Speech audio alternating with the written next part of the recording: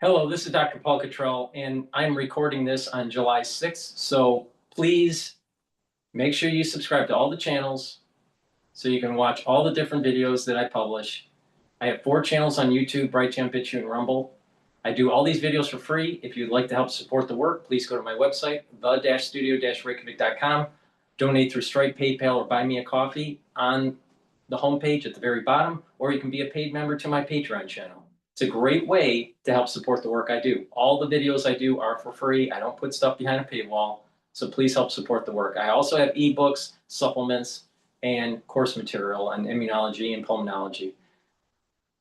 If you follow the protocol that I do, you'll be able to replicate and slow down the aging process. You're going to be able to replicate what I'm doing and slow down and get the vitality that you need to slow down that aging process and boost up that immune system. Super important. All right. Some of the products that I offer on my store are structural nano silver soaps. I have the charcoal tea tree, lemongrass, lavender soap, and also peppermint. This is made from structural nano silver. Get a few bars for your household. Very high quality soaps to help support the work that I do and to help your health and wellness. If there is an irritation in your throat, no matter what the season is, you need to mitigate that irritation right away. A great way to do that is to take the drops. The drops that I have are 100 per bag. You can get it in honey and lemon, in cherry flavor, and also in blueberry. So go to my store and get the drops. I also have in stock elderberry zinc, 21 in each bag. Get a few bags for your household. And again, if you have that irritation, take the drops or the lozenges right away. Mitigate that issue. If you have something festering, it takes a couple weeks for it to heal the tissue. So it's really important to mitigate it right away. So please go to my store, the-studio-reykjavik.com. Get the drops and the lozenges. A lot of people don't realize that even if you have a benign issue with throat irritation, maybe even a mild cold that lasts for 5 or 7 days, it takes 2 weeks to 3 weeks to heal the damaged tissue. That means that if you get sick 3 times a year, nine weeks out of the year, you're either not feeling well or you are remodeling the damaged tissue. So if this is chronic, your body is aging quicker. So it's important to mitigate these issues right away so it's not aging you as fast. So it's important to mitigate. That's the reason why you want to take these drops and lozenges. So please go to my store, the-studio-reykjavik.com, and get the lozenges and the drops. All right, we're going to play Times Radio about the economy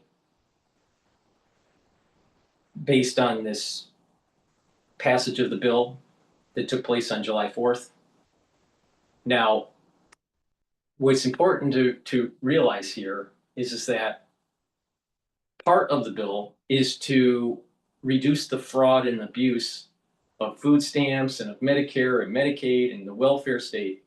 And a lot of people don't realize that there are ones that really do need the welfare, that are in need and are disabled, and they need that care and that welfare.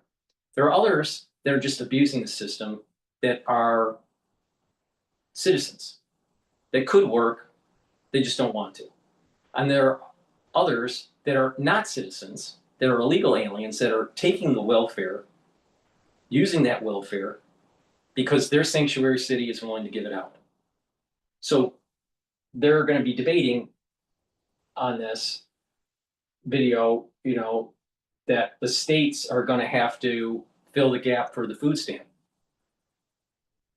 Well, if you have a sanctuary city and you have a lot of illegal immigrants coming to the city, using social programs, burdening the tax base, and if the city starts running out of money or the state starts running out of money because they brought in too many illegal aliens, why should the federal government come in and bail them out? So you need that feedback loop within the state or the city that says that if you spend too much, you need to cut somewhere. So getting rid of the fraud and abuse, including the sanctuary cities, using the taxpayer money to fund illegal aliens to be in these cities, getting rid of that, I think is a good idea. Getting rid of this pigs at the trough. There are a lot of people that are abusing the system, and the taxpayers can't afford it anymore. That's the point. So you need to have mechanisms in place that forces the states and the cities to pull back and reduce their allowance to illegal aliens. All right, let's play the video. It's a very bad thing to add 3.3 trillion to the debt over 10 years.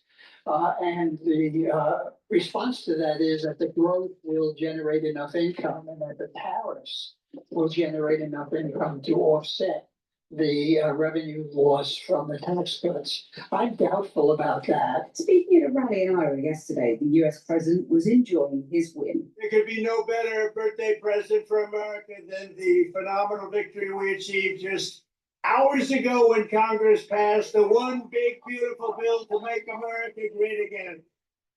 Right? Deport the illegals and slash hundreds of billions of dollars of waste and fraud, and that's what we're doing. With this bill, every major promise I made to the people of Iowa in 2024 became a promise kept.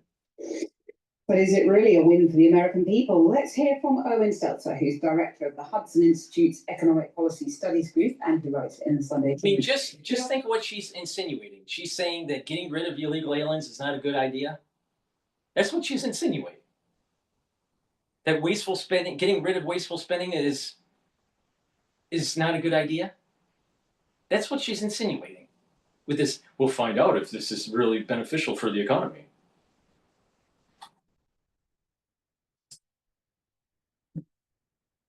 You, Owen. Good afternoon, John Yeoman. You need to meet surging content demands without compromising your business or your brand. With Adobe Express, your global teams across marketing, sales, HR, and more can better engage. Good afternoon, John Yeoman. This is a tough act to follow. He's very smart, but I'm sure you're up to the job. I feel very confident. It's interesting, isn't it, hearing Trump in his pomp there. He has prevailed. A lot of people thought he wouldn't. He is master of all he surveys, isn't he?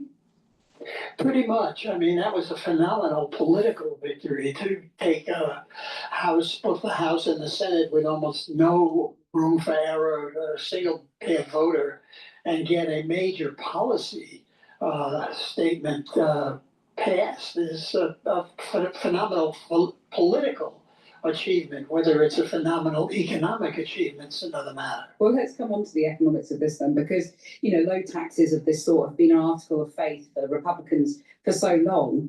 Will they work, do you think, in terms of stimulating the economy? They will work. The question is by how much. There's no question that lower taxes stimulate growth and that the lower taxes contained in this bill will some of the lower taxes contained in this bill will stimulate growth. We don't know by how much, and we don't know if that offsets the tax cuts when it comes to total revenue. But basically, those are a good thing. Well, I mean, I think it's really simple. You're going to have less taxes, so you're going to be able to save and consume. So the GDP is going to go up. Why? GDP is based on government expenditures plus investment plus consumption plus the net of exports minus imports. So if you are lowering taxes and your consumption is going up, and you have you have individuals investing, households investing because they have more income to be able to invest, and you have businesses investing in their business, you're going to have more GDP. Now people would say, well, if you have less tax revenue, then the government is not going to be able to spend as much to grow the government. Well, the thing is that usually government spending is not productive. So if it's not productive, it becomes a debt burden, and it actually causes a lower growth rate for the GDP. So this idea of just tax revenue and tax cuts, you know, they don't offset and well, what about the growth, the 10-year growth rate of the economy? If we have a 2 or 3% growth rate with a $23 trillion economy, GDP, then you're talking about $500 to $700 billion per year added to GDP. So you're talking about, you know, without compound interest, without compounding this exponentially, just a simple linear way of looking at this, you're talking about from a 23 trillion to about a 23 to about $29 trillion GDP in 10 years. It's almost $30 trillion. So if they're saying, well, the tax cuts and you know aren't offset by the revenues and blah blah blah, and then it's going to cause a $2 trillion deficit over a 10-year period. Really? Is it really? Is it really going to be a $2 or $3 trillion deficit, or even a $5 trillion deficit over 10 years? If you look at the actual growth rate of the GDP, if my simple math is right, then you're talking about a $3 or $4 trillion increase in GDP, not a reduction.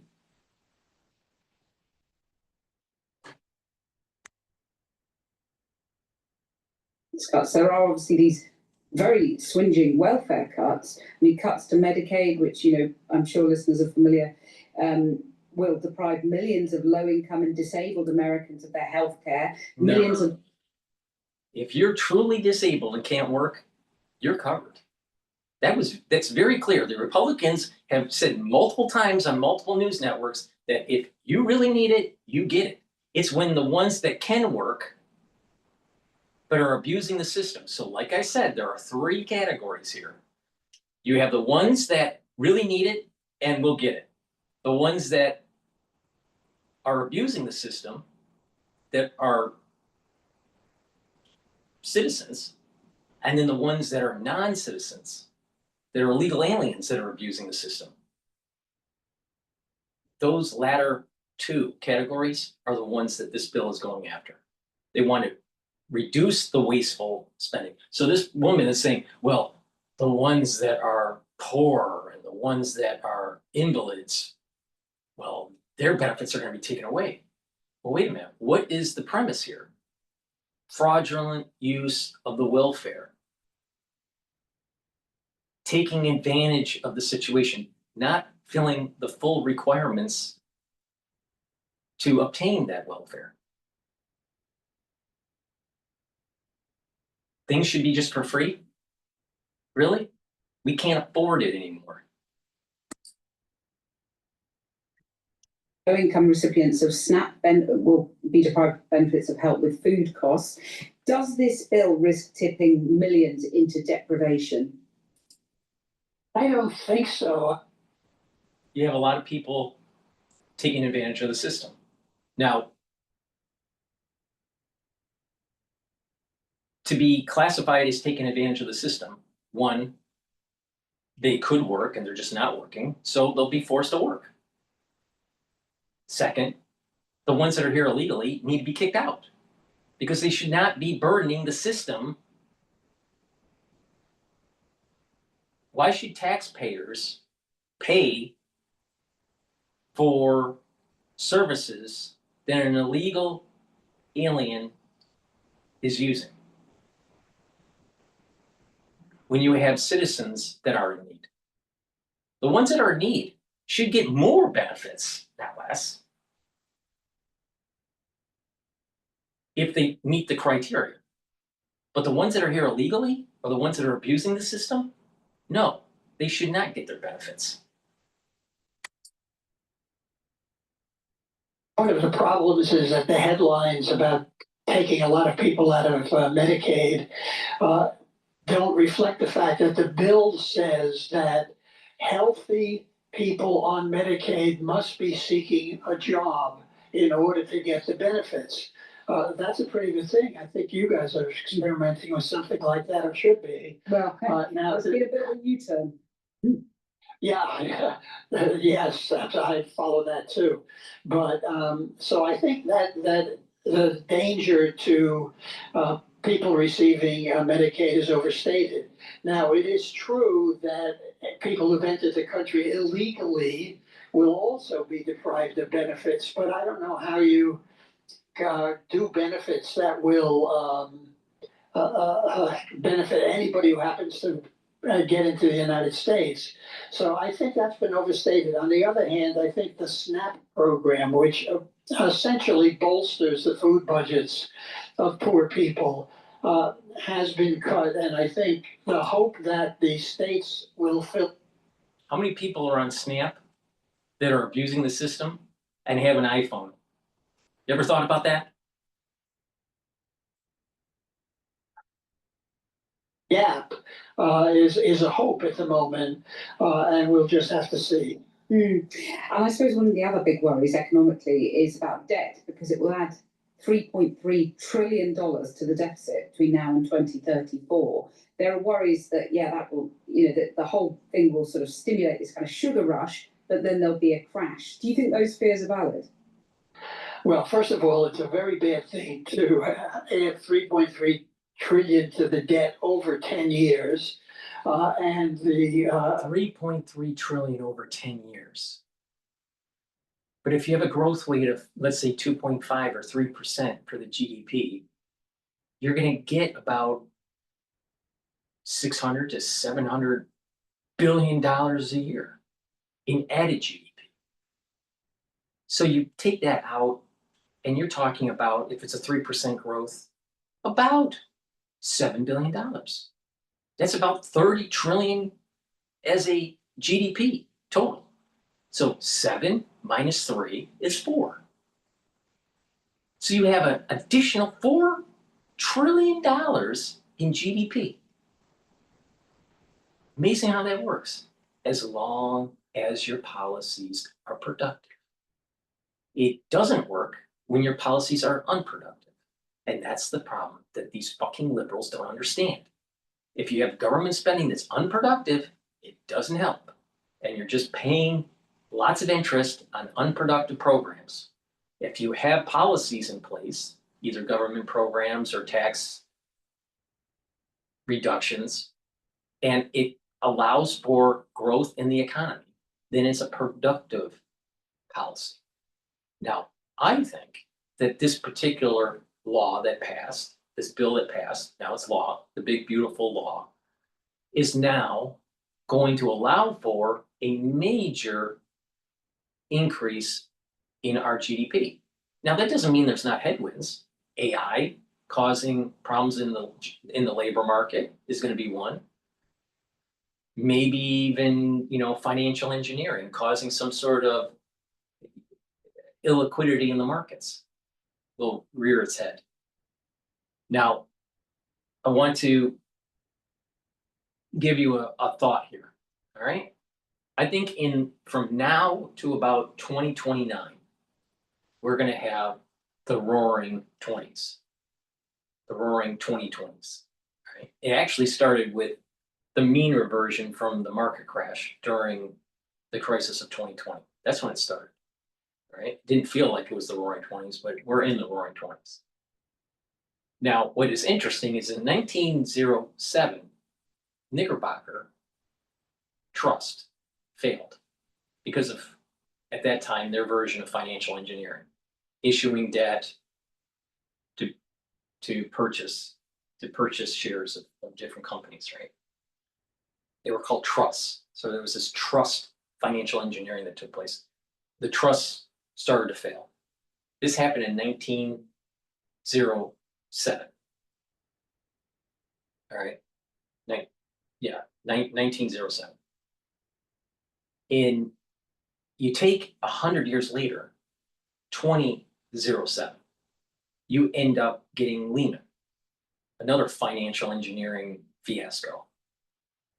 Now, if nature works in a fib sequence and human society works in a fib sequence, there's an emergent property that takes place where history rhymes.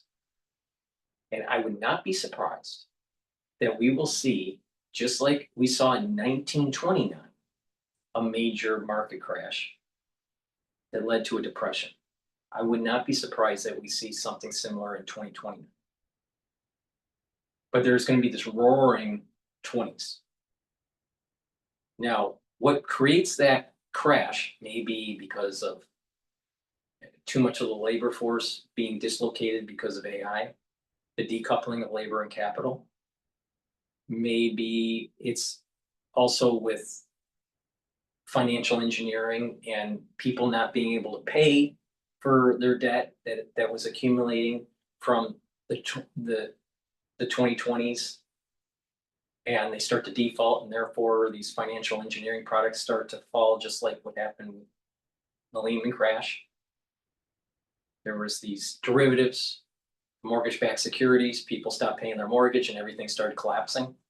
Something similar might be happening that will be emerging that's tied to AI and not allowing for people to be employed. Maybe that's what happens, but I have a sense, I have a feeling that something similar is going to happen. Another thing that I think is very telling is in 1918 was the Spanish flu. It carried on until 1919. But you go 100 years later, 2019 was the beginning of COVID. So there seems to be some sort of rhythm that's taking place, this 100-year rhythm. So 1907 to 2007, there was 100 years where you had this, you start having the financial crash. And something similar with pathogens.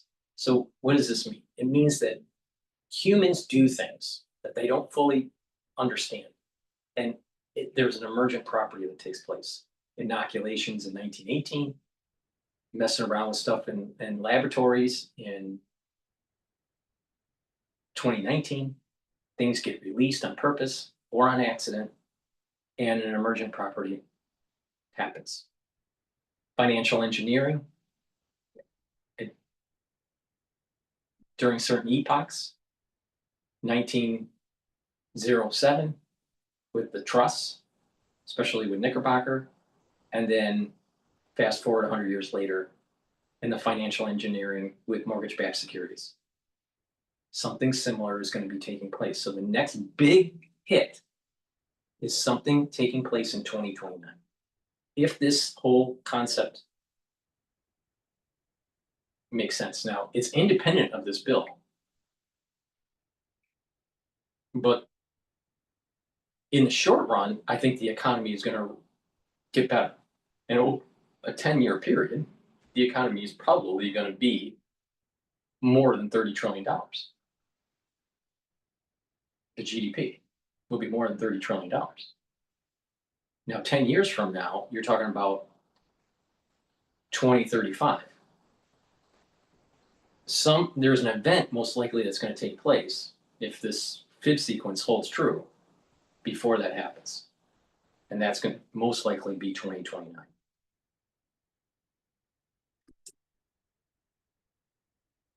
Response to that is that the growth will generate enough income and that the tariffs will generate enough income to offset the revenue loss from the tax cuts. I'm doubtful about that.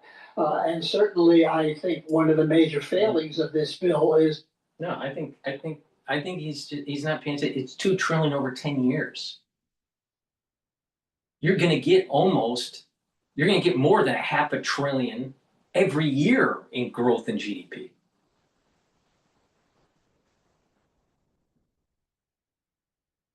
So in 2 years, you already have $1 trillion. In 4 years, you have another trillion on top of that. That's 2 trillion. Now, if he's saying that there's going to be 2 trillion in deficit or 3 trillion, then you're talking about within a 2.5 year period, you've made up the difference.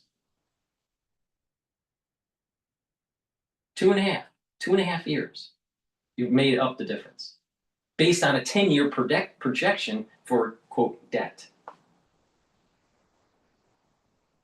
The economy is going to grow for sure, but I think it's going to grow, because there's going to be this influx of activity.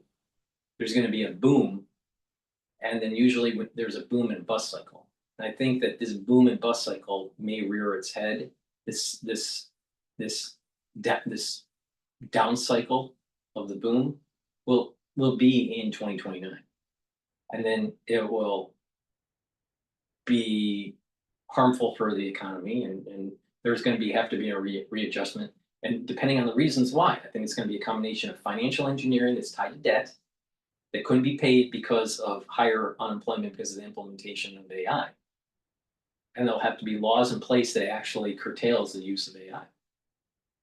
Or some radically new thing that is out of the realm of our imagination at this moment in time.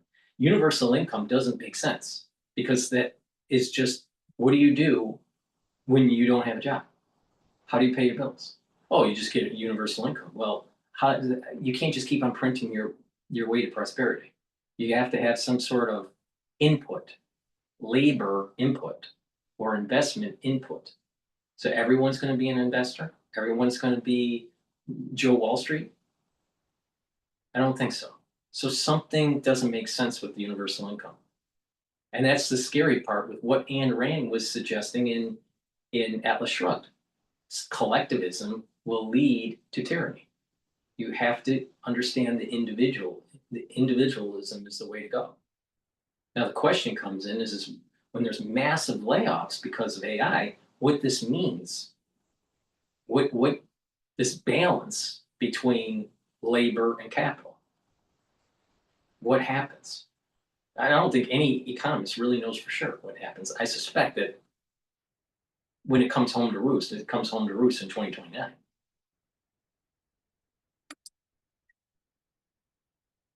It adds to the deficit rather than reducing the deficit, which is badly needed. Now, the question of when we'll pay the piper, Jamie Dimon, probably the most influential banker in the country, gives us 6 weeks to 6 years. I'm not so worried about the deficit. I'm worried about the debt. The deficit is based on your annual budget. The debt is $36 trillion more.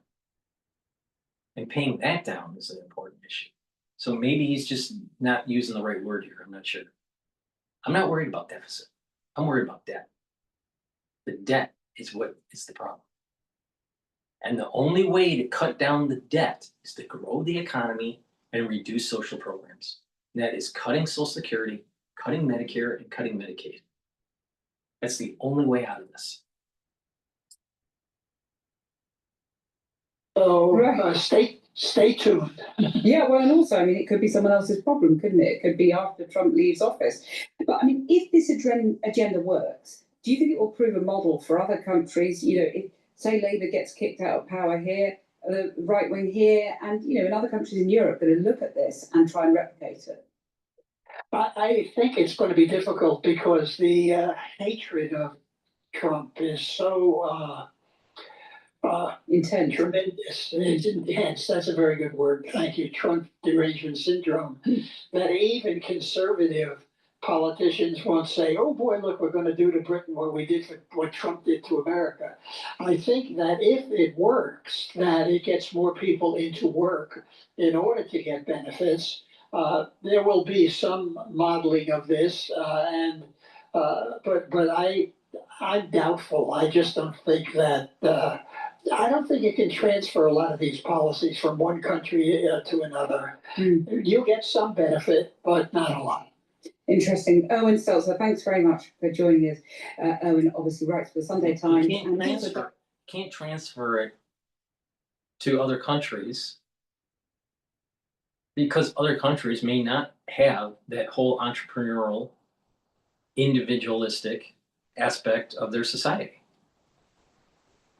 Britain is not the United States. Germany is not the United States. Italy is not the United States. Japan is not the United States. China is not the United States. So you have to have a combination of certain ingredients for this to work. It's not as simple as just to have a big, beautiful bill. There's also some sort of social ethos of hard work and determination, self-determination, individualism. All right, let's go to the next video. But before we do, please go to my store, the-studio-reykjavik.com, and get the deodorants that I have. They're for males and females. You can get it in peppermint, lavender, and tea tree, or in citrus. Very high quality, has no aluminum, has no baking soda. They help to detoxify your body. Use it as a daily product or as a deodorant, but you're daily detoxifying your body. It's made from essential oils from the Himalayas, very high quality product. Please go to my store, the-studio-reykjavik.com, and get the deodorants. I also have gel, either in the quick dispenser or in the tube form.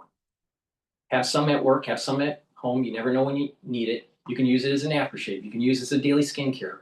If you're not feeling well or someone around you is not feeling well, put it on your hands, around your mouth, around your eyes, around your nose, around your ears. Lightly coat your nostrils. It stays active for 5.5 hours. If you have an abrasion, a cut, or a minor burn, put it on that wound and it will help to heal it. Please go to my store and get the gel. It's very high quality. Be prepared. You're going to need it. Trust me.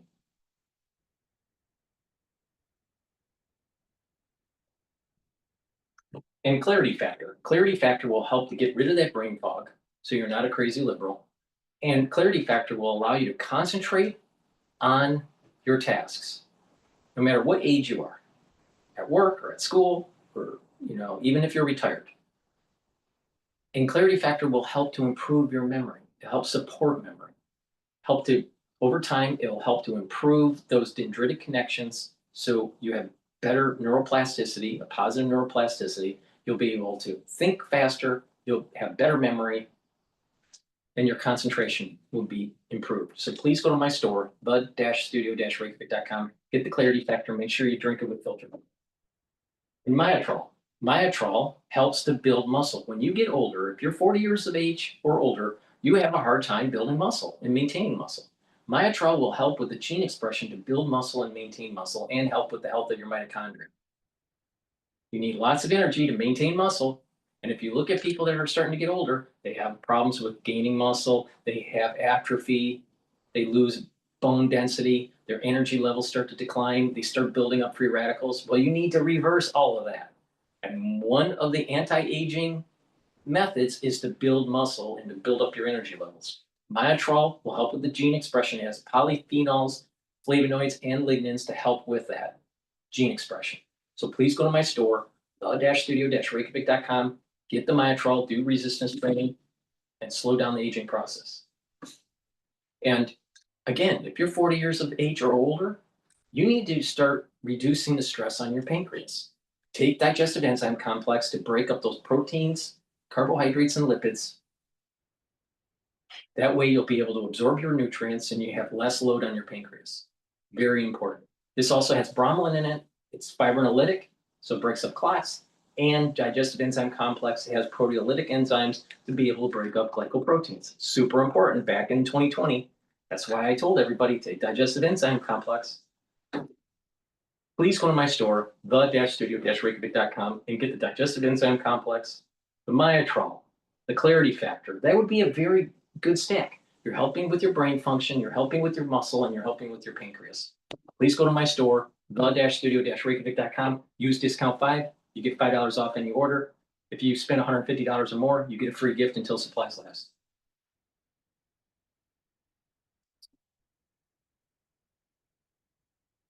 Discover Luca Faloni's denim shirt. Crafted in Italy from luxurious denim for a robust yet soft The left's new star, Zoran Mamdani, is a perfect fit for today's Democratic Party. He's a socialist. He has a long history of anti-Semitism and casually throws around, racist ideas such as taxing white neighborhoods. And now he's got another resume enhancer for the Democratic Party. He's a complete fraud. During the campaign, he touted his credentials as the first Muslim and South Asian elected official. When you grow up as someone, especially in the third world, you have a very different understanding of the Palestinian struggle. I also say this as the first South Asian elected official, the first Muslim elected official to ever run for mayor. Me, someone who stands to be the first immigrant mayor of this city in generations, someone who would also be the first Muslim and the first South Asian mayor in this city's history. Yeah, but the New York Times did some actual reporting and found out they didn't always identify himself this way. According to the Times, on his college application at Columbia University, he identified himself as Asian and as Black and African American. As the Times notes, quote, Columbia, like many elite universities, used a race-conscious affirmative action admissions program at the time.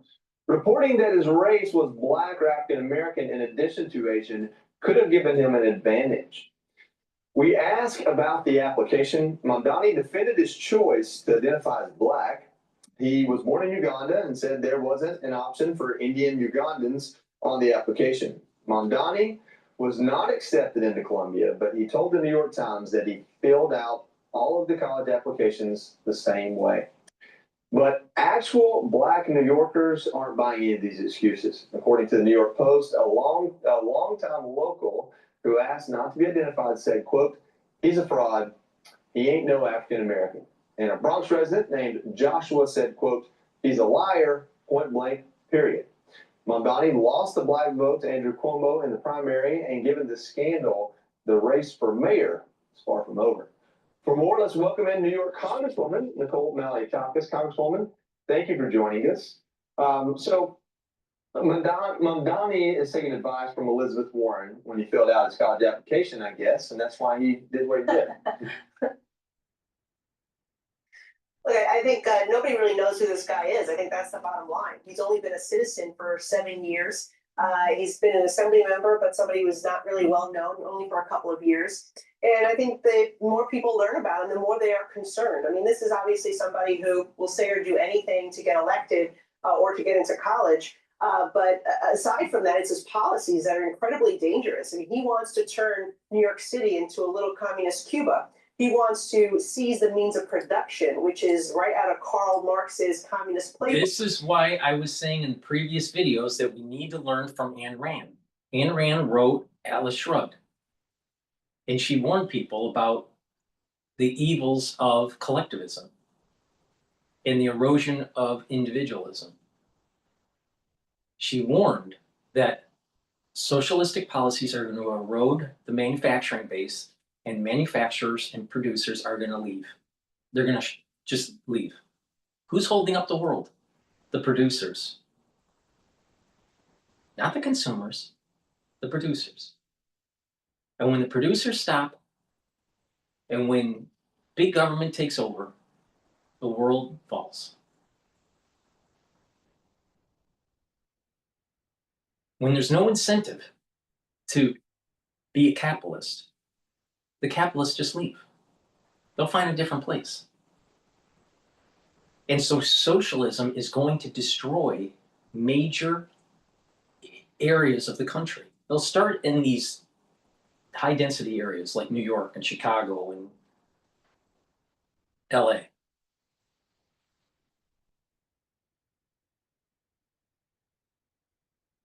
And those socialistic policies will take hold and erode, and then people will leave. And then people will want their freebies, and then these cities will end up like 1980, 1970 Detroit, Michigan. The inner city of Detroit started to falter because of these welfare policies. And the whites left the city. And the home prices went down, and the city started burning, literally, every year. Something similar is going to happen to New York if they allow for this to take hold. Now, I don't think that Mamdani is going to win, but it's going to be close. He could win. It's going to be very close. I'm hoping that Adams wins. Is Adams the perfect mayor? No, but way better than this communist. So we have to learn from Ayn Rand.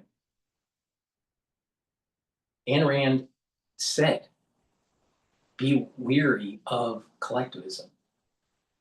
Be cognizant of the problems of socialism and communism. You have to think in the terms of individuals. Where's John Galt? That's the rallying cry to making sure that we in New York do not get Mamdani. Where's John Galt? Some snot-nosed person is going to tell you that socialism is going to work. Where you look at the ash heap of history with the Soviet Union, or Fidel Castro. I think Cuba's doing real well. Is this what we want?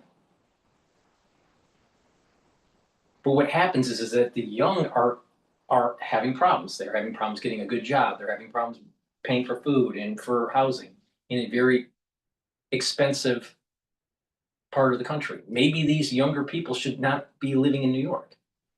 Maybe they need to live in a different area. That's one issue. Another is that there's not enough incentives to actually build affordable housing in New York. I've mentioned this on a different video, where I think that the incentive, when they're building new condos, what's happening is it's like maybe 20% are considered lower income level housing, which is at $800,000. And, anything, about 80% of the building is higher income. So $1 million, $1.2 million, $1.3 million or more. So if they have 100 units, only 20 of those units are going to be, quote, lower income. There needs to be more incentive to make it a 50-50, or even preferably it flipped, where 20% of the building is higher income and 80% is lower income at different tiers. Maybe the mid tier is at 800, and then another lower tier is at 500,000. Then you have a lot of builders that say, well, we'll do that, but we'll make the units only 200 or 300 square feet. Try to live in 200 or 300 square feet and pay $500,000 for it. That's crazy. That's fucking crazy. So these builders, there needs to be pushback on the builders to make 800 or 1,000 square feet units that are affordable, that are in the $5,000 to $6,000 range. They won't do it though. They won't do it because they want ungodly amounts of margin. So that's a big problem. But socialism isn't the answer. Taking over your grocery stores, that's not the answer. Now, I personally believe that, and I'm a capitalist, but the thing is that uber wealth needs to be taxed at a much higher rate, 50% or maybe even more. And when I say uber, I'm talking 50 billion, 100 billion, 200 billion, 400 billion, right? Now, people would say, if you tax the uber wealthy, you're not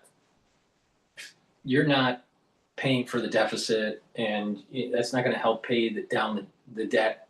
That's not the point. The point is that you're reducing the power of the uber wealthy because they use that money to lobby. Look at what's happening with Elon Musk. He was butthurt, and now he's thinking about starting a new political party. And because he has so much money, he can bankroll it. If he didn't have all that money, he wouldn't be able to bankroll it. Uber wealth leads to individuals using K Street to do their bidding. And you, the normal citizen, loses out. Your voice is drowned out by all this money. But I still believe in capitalism. I still believe in individualism. And this is the reason why Mamdani is rising up in the polls, because the younger individual one doesn't have the historical understanding because they didn't learn it in school, nor do they have the world life experience because they're too young. But socialistic policies are not productive in the long run.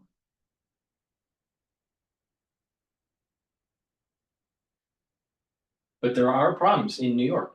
The cost of food is too expensive. The housing, too expensive. If a builder wants to build in New York, there needs to be more incentives to produce lower cost housing that is affordable and not with a footprint of 200 to 300 square feet, right? The answer isn't smaller. The answer is cheaper. But younger people need to realize that maybe they shouldn't even be in the city. Maybe the city doesn't need you anymore.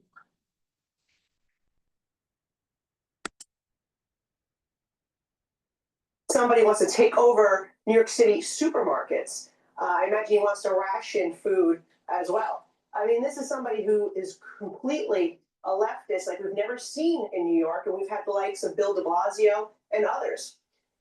It's really concerning. I think the more people get to know him, and I'm hopeful, more people get to know him, the more we'll make sure that he is rejected at the ballot box come November. Yeah, that's right. Well, November is a long way away. Congresswoman, thank you for joining us, of course. A disturbing new poll reveals that the growing anti-Semitism on the left in 2017, 42% of Democrats supported Israel, but that has completely flipped. And now just 12% of Democrats support the Jewish state. So unfortunately, it's not surprising Democrats elected Mamdani to represent them. He has a long history of saying things like this. Business as usual cannot continue. Tesla is finished. Elon has failed.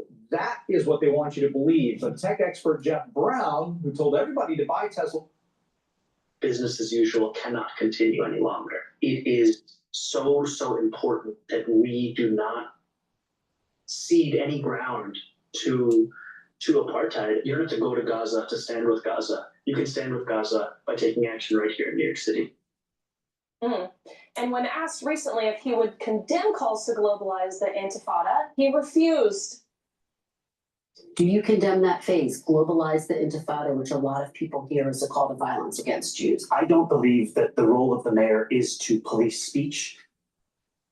Wow, Congresswoman, how concerned should Jewish New Yorkers be if this man is elected mayor? And it goes much further. He wouldn't even put his name on a resolution commemorating a remembrance for the Holocaust. I mean, that's how extreme he is. It is really sad. It's scary. And I imagine for particularly our Jewish friends and neighbors here in New York City, when they've seen anti-Semitism skyrocket here in the city of New York. And sadly, New York leads the nation in terms of anti-Semitic incidents and hate crimes. And we saw it happen on our college campuses at Columbia University, at NYU, at others. And yet we're going to have a mayor who is certainly not going to take the side of the Jewish people, not even take a side, but just condemn this type of activity and really stand up and hold these institutions accountable, make sure our cops are empowered to do their jobs if there's violence that comes or hate crimes that are conducted. That's my concern more than anything, because he already wants to get rid of the police. Yeah. He's already saying he wants to defund our police, and the police are responding by saying they're going to leave the city. And so we see more cops retire from our city. We're already down at least 7,000 cops from where we were on September 11, 2001. More cops being driven out by this city. You know, he's open about being a defund the police guy, but really what they've been doing in New York City for the last few years is actually driving them out and not replacing them. So really it's the same thing. They just don't call it defund the police anymore. So I'm very concerned about somebody like this who's not going to take crimes, whether it's against our Jewish neighbors or anybody else in our city, seriously, and certainly concerned about somebody who's not going to condemn anti-Semitism as we've seen on our streets and in our college campuses. Congresswoman, Mamdani also seems to be prioritizing illegal aliens over New Yorkers. Here's what he said recently. And unlike the current mayor, I'm not going to be working alongside the Trump administration to build the single largest deportation force in American history. We have to stand up and fight back. The NYPD's job is to create public safety in the city, not to assist ICE agents. Congresswoman, if Mamdani is elected mayor and obstructs ICE officials from doing their job, he may be in for a rude awakening from President Trump. In his nomination speech, said he will defy ICE and will not allow ICE to arrest criminal aliens in New York City. Your message to communist Zoran Mamdani? Well, then we'll have to arrest him. Look, we don't need a communist in this country, but if we have one, I'm going to be watching over him very carefully. Congresswoman, as funny as it is there a danger in the president elevating Mamdani? I mean, this guy seems to be running against Donald Trump rather than any of the other mayoral candidates. Well, that's what they do in New York City. But people should appreciate what President Trump has done for our city since taking office. He has deported thousands of criminals, gang members, drug traffickers, the migrant shelters that the taxpayers were funding to the tune of billions of dollars and start to shut down. The Floyd Bennett Field, our national park in Brooklyn that was turned into a migrant encampment, has also been closed. I did a Freedom of Information Law request, and we found 16,000 crimes committed by about 4,000 migrants that were in these shelters being funded by the taxpayers. And the majority of them were actually one of the top 7 felonies. So President Trump has stepped in here and has made our city safer. If we're going to have a mayor like this guy who's going to come in and not cooperate with ICE, not allow them to be in Rikers Island to actually just, hand over criminals, and then they go and complain about the ICE raids. Right. We wouldn't need ICE raids if the city cooperated and just turned over the criminals upon arrest. It's as simple as that. You don't want ICE raids? Then just cooperate and turn over the bad guys. Don't release them back onto the streets. Absolutely. Congresswoman, pivoting quickly, I want to get your thoughts on the big, beautiful bill. You've had a very busy week on the Hill this past week, and this is now the law of the land. Tell us a little bit about how New Yorkers are going to benefit from this legislation, and will its effects help swing New York in the right come 2026? Well, I was happy to join President Trump yesterday for that bill signing. As a House Ways and Means member, the tax portion is what I focus a lot of my time on. This is going to benefit New Yorkers. Number one, we're getting the SALT deduction back. It is now quadrupled. That is significant. The Democrats in New York have hammered our residents with property taxes, income taxes. We're giving people more of their hard-earned money to keep in their pockets by giving them that SALT deduction so they don't have to pay twice. That's number one. Number two, seniors in our city are going to benefit tremendously. 88% of seniors across the country, about 51 million of them, are going to see their tax liability on Social Security eliminated because we're giving that deduction at the end of the year that will cover whatever you paid in Social Security. Again, we had to do it this way because we can't change Social Security law. So the Democrats are already trying to act like we didn't take care of that no tax on Social Security. We did. We just had to do it with a deduction at the end of the year. But again, 88% of our seniors will benefit from that. There are other substantial things. If you are a tipped worker, if you work overtime, if you are a working American middle-class family or senior citizen, you benefit from this bill. This bill was never focused on the billionaires and the millionaires like the Democrats claim. It's focused on the hardworking Americans that get up every day, they work hard, and you know what? They pay taxes, they're trying to care for their family. They were slammed by Biden inflation and the Democrats in states like mine. Yeah. And once again, President Trump is delivering relief. Last time, he gave an across-the-board income tax cut, which is now permanent. The child tax credit is increasing. The standard deduction is increasing further. He has done tremendous things, and people are going to see the economic benefit and also the job creation. That's going to give Americans opportunity to move up and have their wages increase as well. Congresswoman Nicole Maliotakis, thank you so much for joining us tonight. Thank you. Yes, ma'am. A trick using pink salt, ice, and water went viral on. Please go to my store, the-studio-reykjavik.com, and get the vitamin C and magnesium. This is a dual-purpose supplement. It's going to help with your skin, help with the efficacy of D3, because magnesium helps with that efficacy for D3. And vitamin C and magnesium will help to boost up your immune system. Also take magnesium and zinc, boosts up your immune system and helps with your brain function.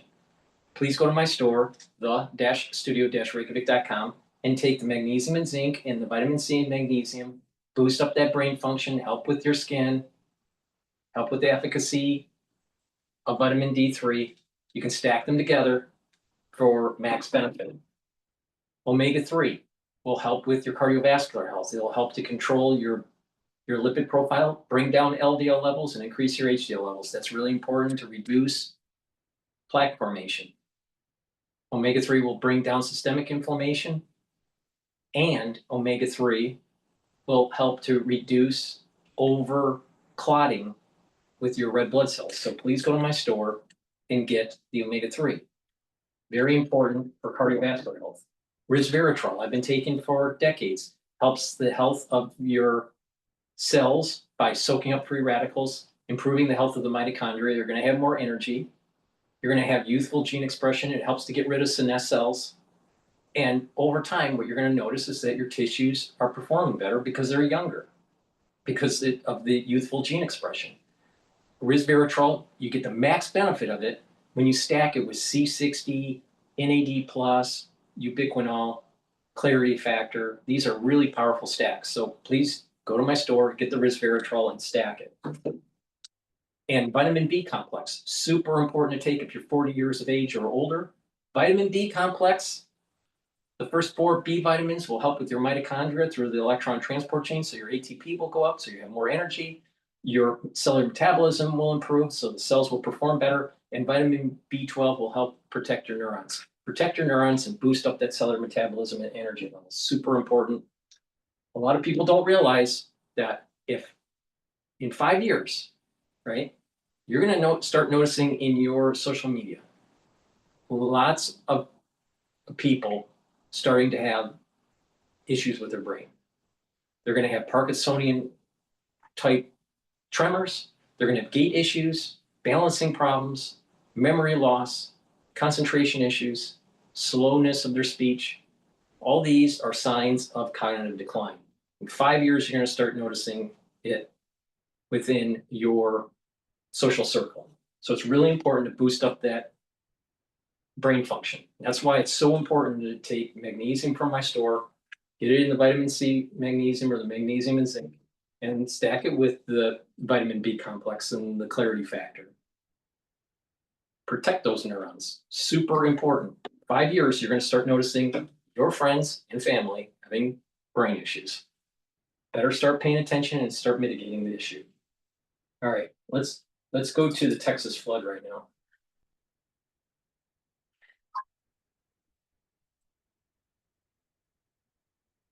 Big ideas don't come easy. At least 51 people, including 15 children, died when flash flooding ripped through parts of Texas. A frantic search continues to find 27 children who were swept away while staying at a Christian summer camp in Kerr County on the edge of the Guadalupe River. These pictures from the Texas Parks and Wildlife Department show the sheer impact of the floodwaters, with debris strewn across the river as it heads downstream. The Guadalupe River burst its banks during heavy rain in an area near Camp Mystic, northwest of San Antonio. Officials say the river rose more than 5 meters in just 45 minutes. Our correspondent Gary O'Donoghue sent this report. The torrential rain early Friday morning took everyone by surprise. In some places between 12 and 15.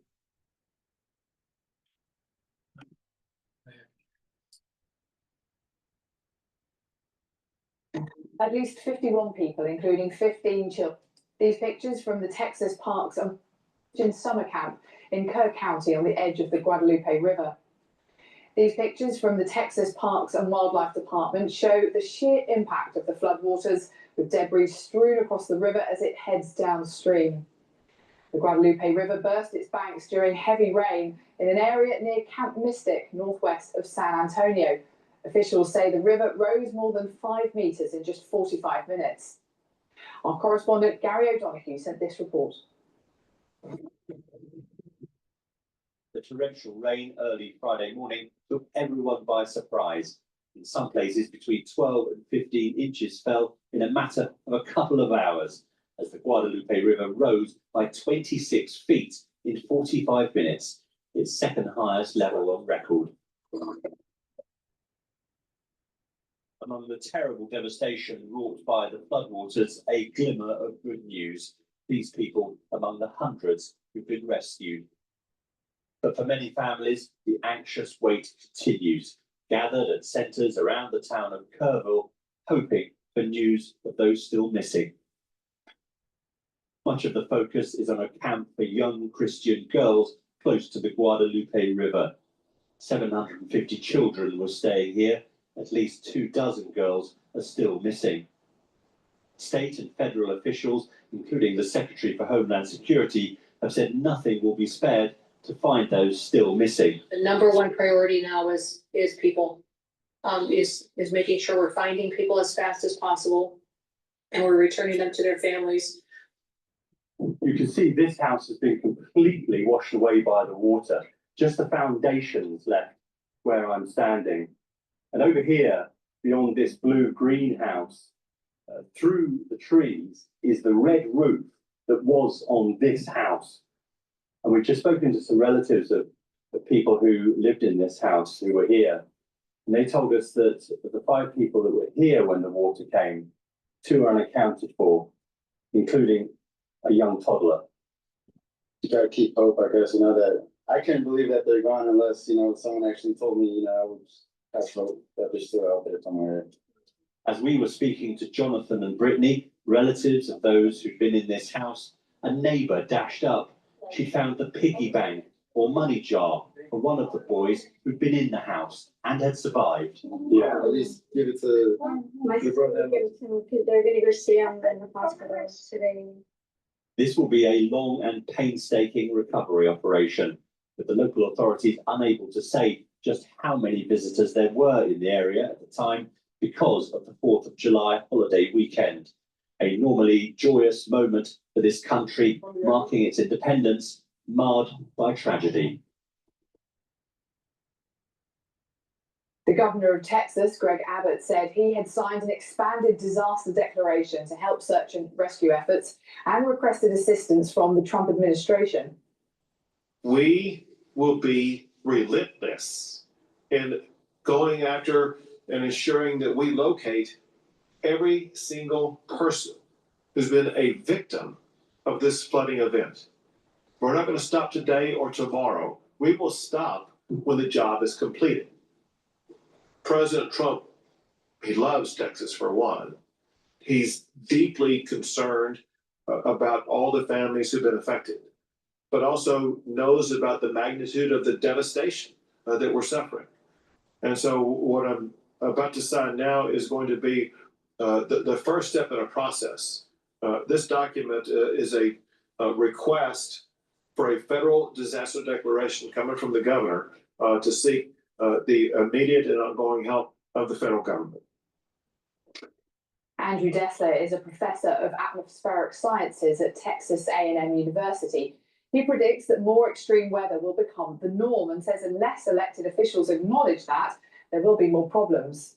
I think that we need to accept that we're going to be living in a world with more extreme weather, and we have to be planning for it. And that is a problem when your elected officials won't admit that the climate is changing. And so I think we've got a real public policy problem given the many elected representatives in the U.S. And until you admit that things are changing and start coming up with a plan of how to deal with it, you're really just damned to continue to repeat this.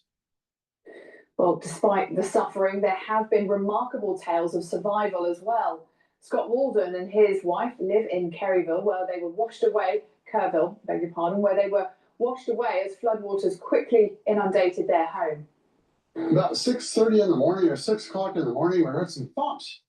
I had a shed around the corner, and the shed started banging against the house.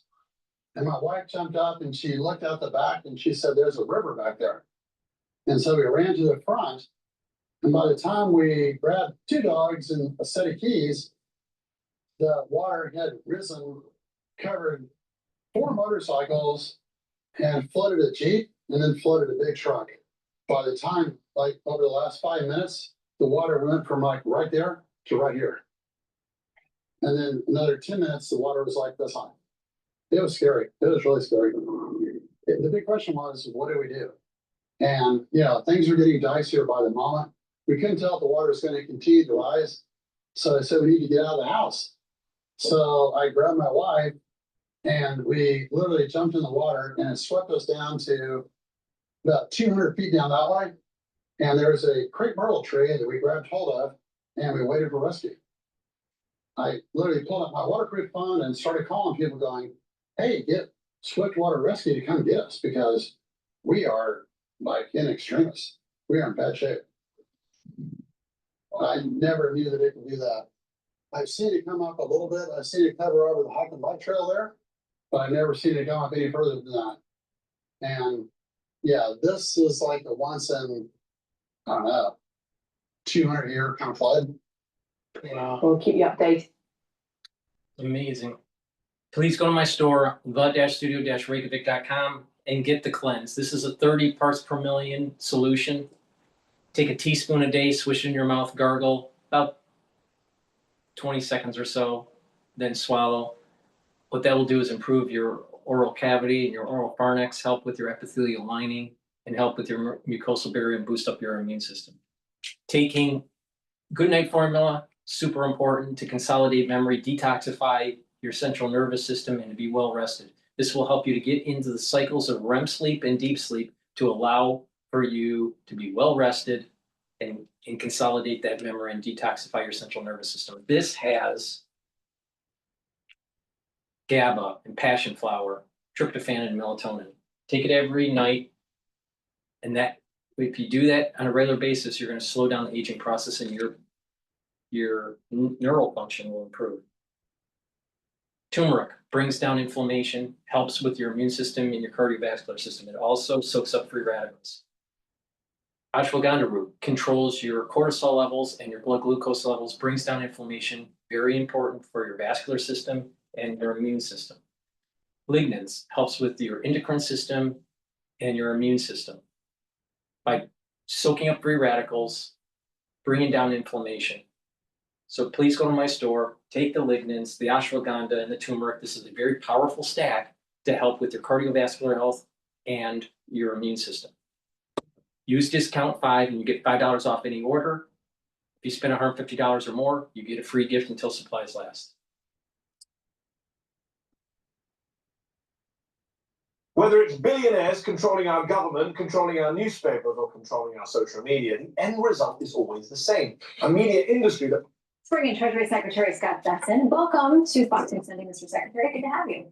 Good to see you. Okay, so let's start with the bill. You wrote a piece over at foxnews.com, an op-ed, and you say one of the main issues is ending illegal immigration as a key part of this. It's about redirecting an estimated $249 billion in annual wages paid to people here in the U.S. illegally, to those who are here legally, or to American citizens. You say this: ending the black market of undocumented labor by funding enforcement of our existing immigration laws will result in a massive pay raise for the working class. So that begs the question then, if that's the case, if there are higher wages, businesses are going to have to pass that on somewhere else. Does that end up then with the American consumer?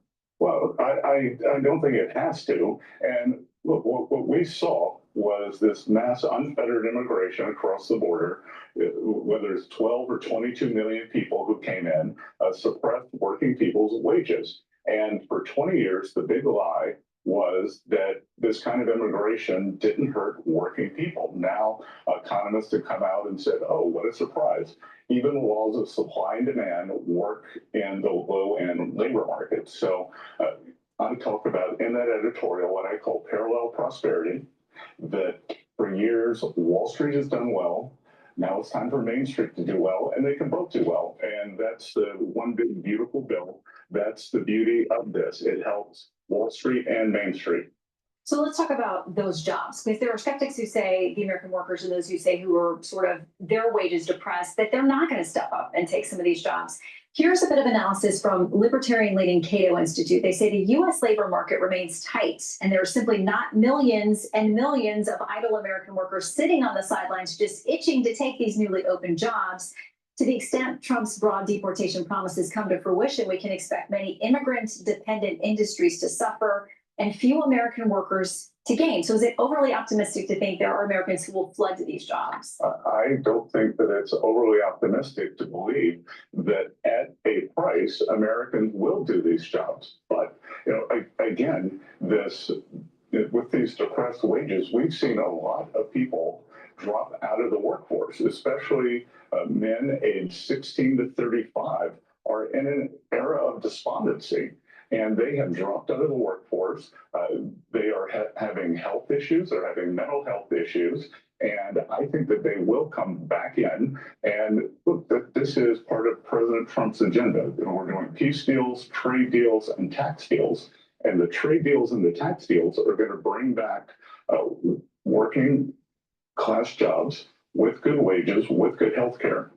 So let's talk about tariffs, because obviously we're hitting this deadline. We think this week the president's talked about sending out letters to a number of our top trading partners about, listen, if you can't get a deal, kind of this is the drop dead deadline. We are going to drop a new set of tariffs come August 1st. So is it fair to say there's a bit of a pause on the July 9th deadline for some of these trading partners?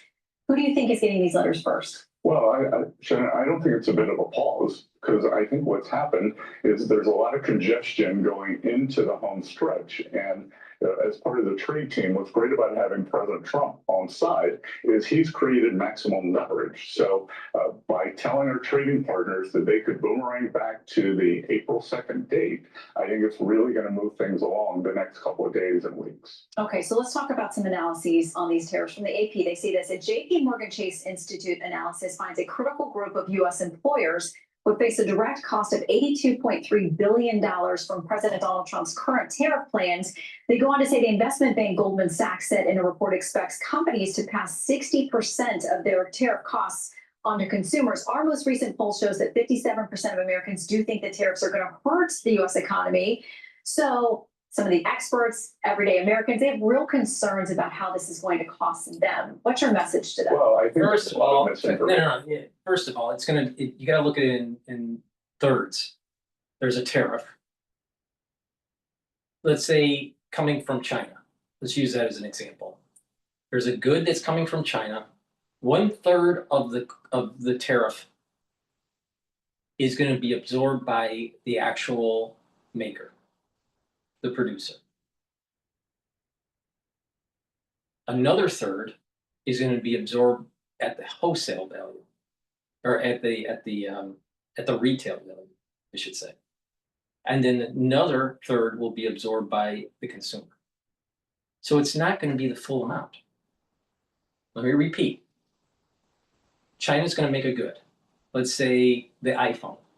The iPhone is going to come in with a certain, let's say 30% tariff, just for simple math here. 30% tariff.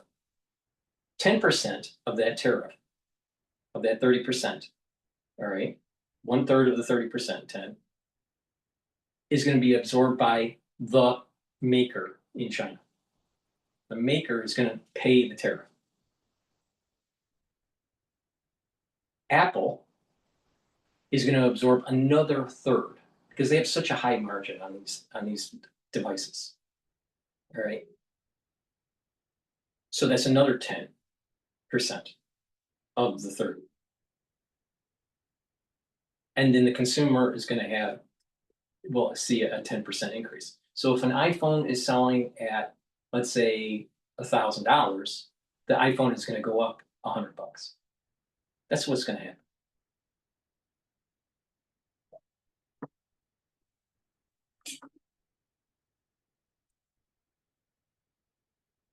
Out there, I think TDS, Trump Derangement Syndrome, has turned into Tariff Derangement Syndrome. As soon as you call them the Trump tariffs, 90% of Democrats hate them.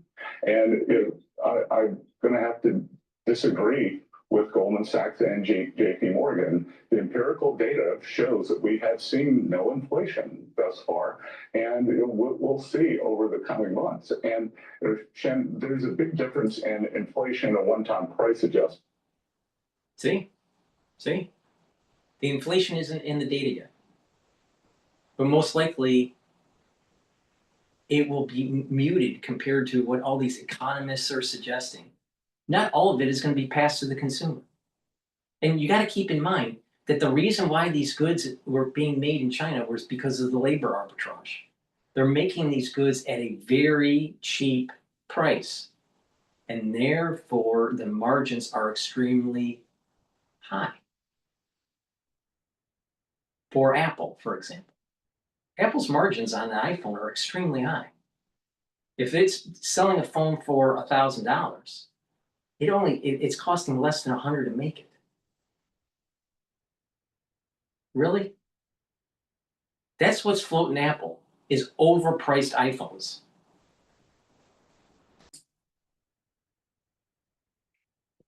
Inflation is a generalized monetary phenomenon. We're not going to see that.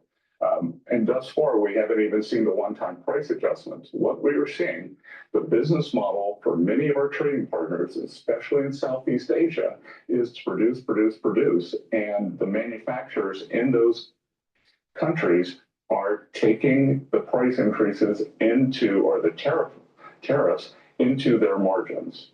So let's talk about some of the specifics, because the EU, you've talked about that's notoriously difficult because you've got, 27 different entities that are feeding into this conversation.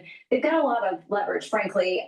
They have talked about the fact that they're ready for retaliatory tariffs if this new level kicks in. I know there were talks over the weekend. Where are we with them? It's moving along. We'll see where we go. They came to the table late. President Trump brought them to the table about 3 weeks ago with the threat of 50% tariffs. That got an immediate reaction from about 5 of the national leaders, and he had a call with Ursula von der Leyen right after. So we're getting much more fulsome negotiations. But Shannon, I would disagree with you. The leverage here is with the United States. We are the deficit country, the surplus country. The EU has a gigantic trading surplus with us.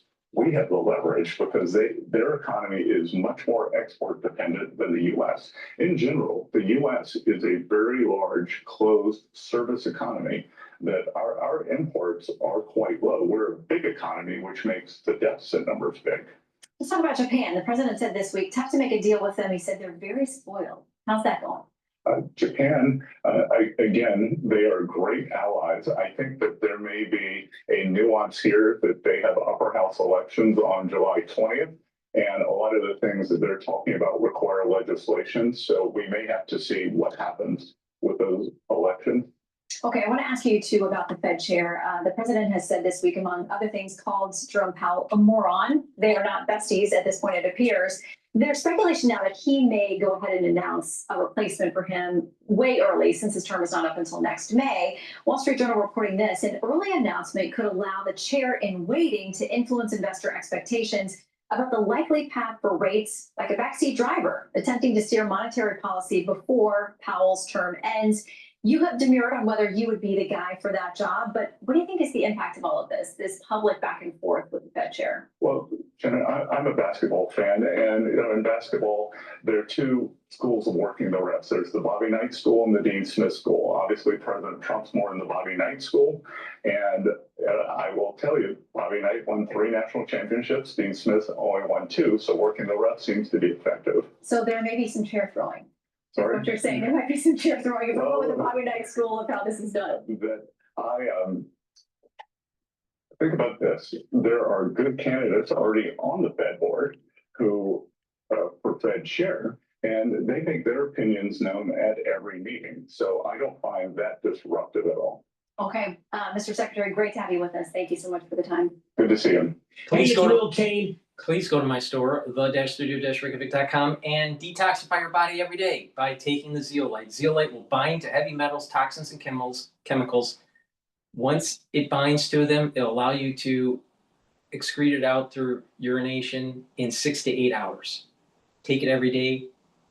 Take 2 or 3 small drops underneath your tongue. Drink the filtered water, just small drops.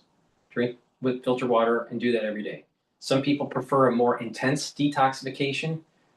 For those individuals, take 5 small drops or 10 small drops underneath your tongue. Drink the filtered water. Do that every day until the bottle is done, and do that once or twice a year. But it's important to detoxify your body. So please go to my store, the-studio-reykjavik.com. Make sure you drink filtered water and stay away from processed foods. Vitamin D3 helps with gene expression because D3 is a cofactor for gene expression. D3 also helps to absorb calcium. D3 helps to get rid of cells that need to go into apoptosis. D3 has higher efficacy when you take magnesium. So please take the supplements that have magnesium in it on my store. By taking D3 and K2 together and doing resistance training and taking in calcium, I drink milk, but you can take a calcium supplement. When you do that resistance training, take the D3 and the K2, you're going to build denser bone. Very important.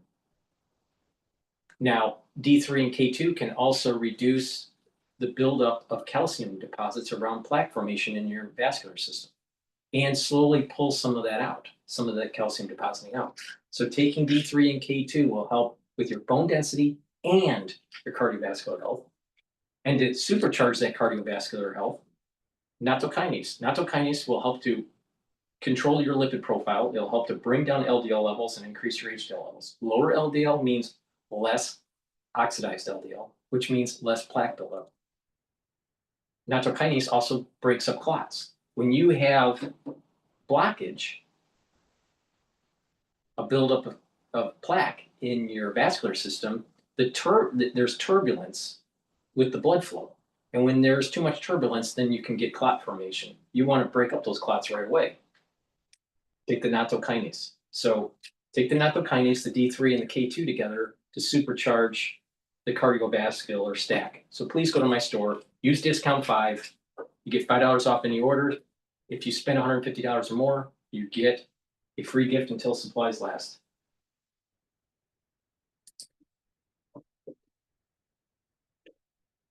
Imaginez le soir et les splendeurs d'un verre fondé à ton temps.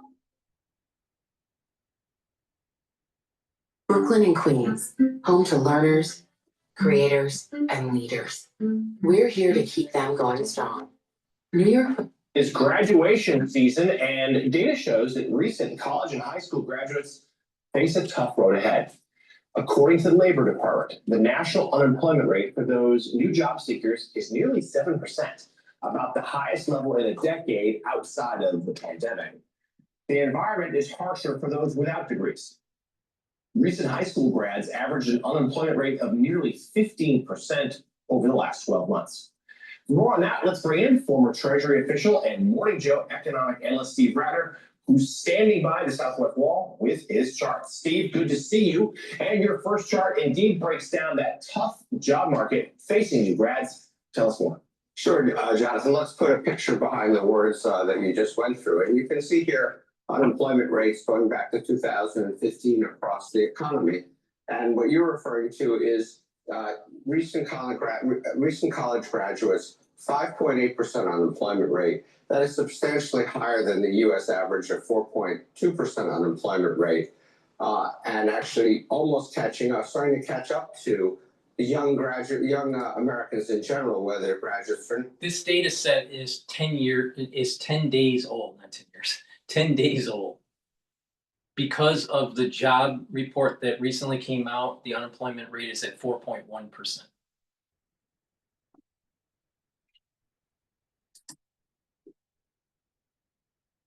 Now, this is very different from what we've seen historically, put aside all the COVID statistical noise, but you can see how closely graduates have tracked the overall unemployment rate, and now you're starting to see some divergence.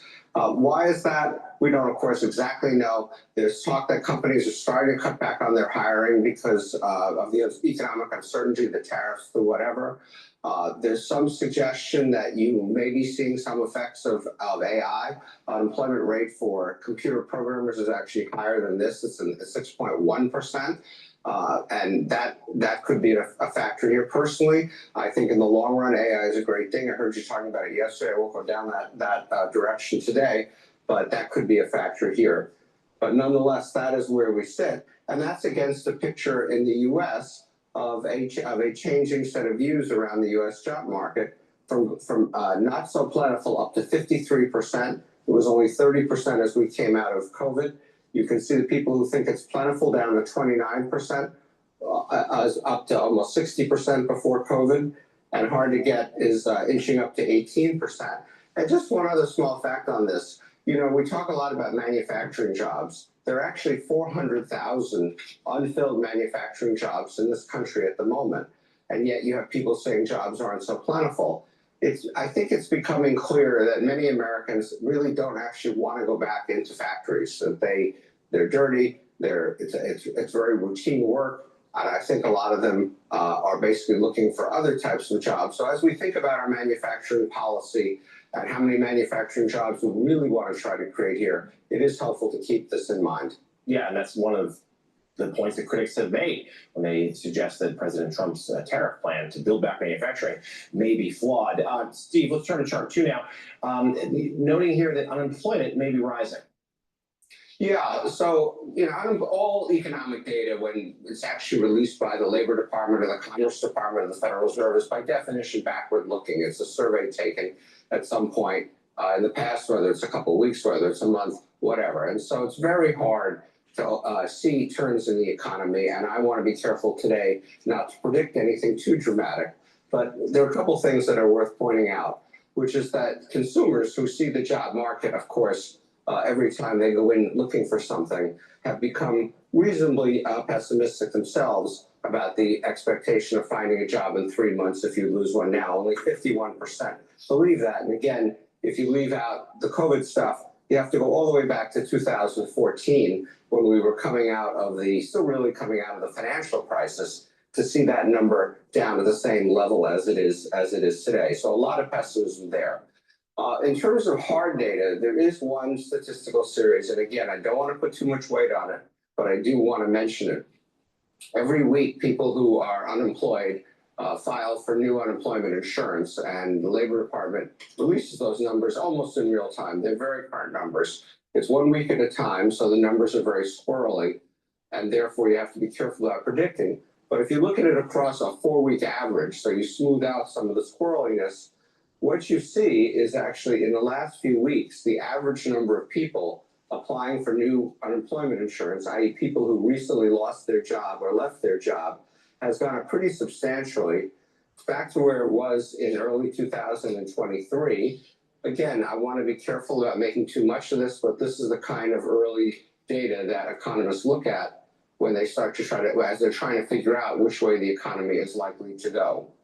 Okay, Steve, I'm going to show that first chart, by the way, to my son, who is a recent graduate in marine engineering and has applied for hundreds of jobs and can't get one, in the same situation with friends of his. They're called, what David Brooks calls the rejection generation. It's a real thing. I'm glad to see the numbers on it. Okay, next chart that you have is the big bogeyman of economic policymakers, the prospect of growth declining, but inflation staying up. Tell us about that. Yeah, and just on your first point, Kathy, one of the reasons I did these charts was because I had been hearing a lot of things like your son, a lot of examples like your son. And then when I looked in the data, I found out, lo and behold, there's actually support for what you hear anecdotally. But yes, back to this. So the Federal Reserve put out some numbers last week on its expectations for the economy that I think relative to everything I just talked about are worth noting. It took down GDP growth from... If you've got pink salt, apple cider vinegar, and baking soda in your kitchen, and you're not using this recipe yet, you're throwing away your chance to lose weight effortlessly. It took down GDP growth for this year from 1.7 to 1.4. This happens to match a World Bank number that came out a couple weeks ago. Two very impartial forecasters. I would note that in 2024, the economy grew 2.8%. So in year one of Trump, we are going to grow, at least on track to grow, exactly half of what we grew in the last year of Biden, ironically. They took down their growth number for 26 by a little bit, 27 they left alone, a long way away. Unemployment, similarly, they took up, apropos the conversation we were just having. They think it's now at 4.2. They think it's going to go to 4.5 by the end of the year. And these are changes from their last projections just 3 months ago. So this is how much the Fed is now a little more concerned about the economy than they were 3 months ago. And then even a bigger gap in Let me give you my take on this. Okay. So the GDP growth, the Federal Reserve is predicting less growth for GDP. It was at 1.7 for 2025. Now they're thinking 1.4. I personally think that GDP growth is actually going to be higher, all right, than their 1.4, maybe even above the 1.7 for 2025, closer to 2. Why? Implementation of AI, and what you're going to start seeing is that companies are going to have better returns all right, when they do their earnings announcements. So what's going to happen is that we're probably going to see a higher GDP in 2025. This is annualized. So their 1.4, I suspect, is going to be at 1.8, maybe even 2 by year end. Now we won't know what that real number is until 2026 when they do the finalization of the data, because they do a preliminary, a secondary release, and then the final release of the GDP. But I suspect that the data is going to show that we're closer to 2 than to 1.4 for 2025. But I think a big part of that is because of AI and that these companies are going to be more efficient. Now, will unemployment start to tick up? Yes, I agree with that. I think their projection of it being closer to 4.7. Right now it's at 4.1.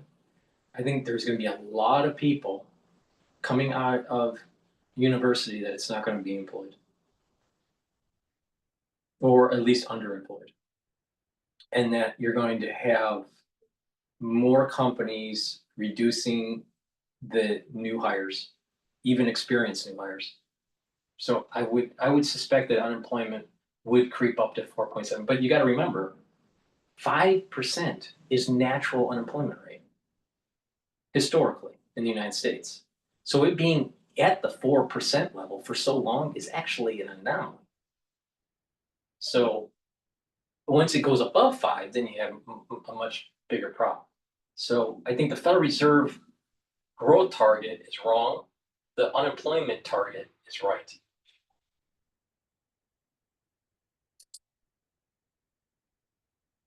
In 2026.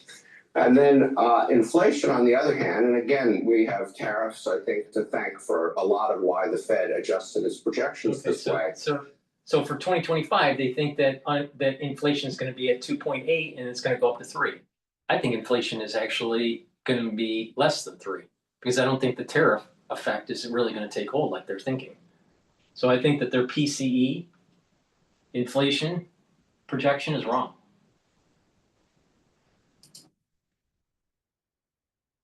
They now expect inflation using their measure. They have their own measure they like better than the CPI. I think it's This is the reason. If your society is more productive, you can control that inflation. It's when the society becomes less productive. So we're at this point where AI is starting to make these institutions, corporations more productive. So that's going to suppress inflation. So you're going to have lower inflation, but you may actually have a tick up in unemployment. But as time goes on and unemployment starts to continue to go up, and those efficiencies start to plateau at the corporations, then you're going to start to see inflation start to tick up. So right now for 2025, I don't think we're going to have a 3% inflation. I don't believe it. I don't believe it.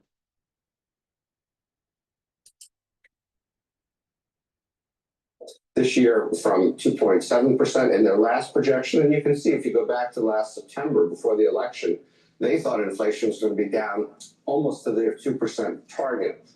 And then a bit more. Yeah. So it's going to be closer to their original projection. It's going to be in between 2 to 2 and 2.2, not 3. Not 3. They're wrong on the PCE inflation. In the out years as well. The 2% target is very important because that is their goal, and that is the level at which Jerome Powell, the chairman of the Fed, has said he wants inflation to be at in order to cut interest rates. Right. And so the Fed left its interest rate forecast for this year unchanged, which assumes a couple of 25 basis point or 1/4 percentage point cuts at the end of the year. But it does expect interest rates to remain higher than it had previously expected to, because it expects inflation to persist. So if Powell, just think about this logic here. Their projection for the federal funds rate is gonna go down. Right now, the federal funds rate is at 4.25 to 4.5, it's a range. Something like that. All right, so they're saying that there's gonna be 2 cuts at the end of the year of 2025. Well, why would they do that if inflation is so high? And unemployment is only gonna go up to 4.5, not above 5. Why would they do that? Why would they cut? So either they're gonna cut and the inflation numbers, the real inflation number is actually a lot lower, which I think is the case. Or they're not gonna cut because inflation's at 3. Which one is it? You can't lower the rate and still have high inflation. Which one is it? The data doesn't make sense. The projections don't make sense. You don't lower rates when you have high inflation.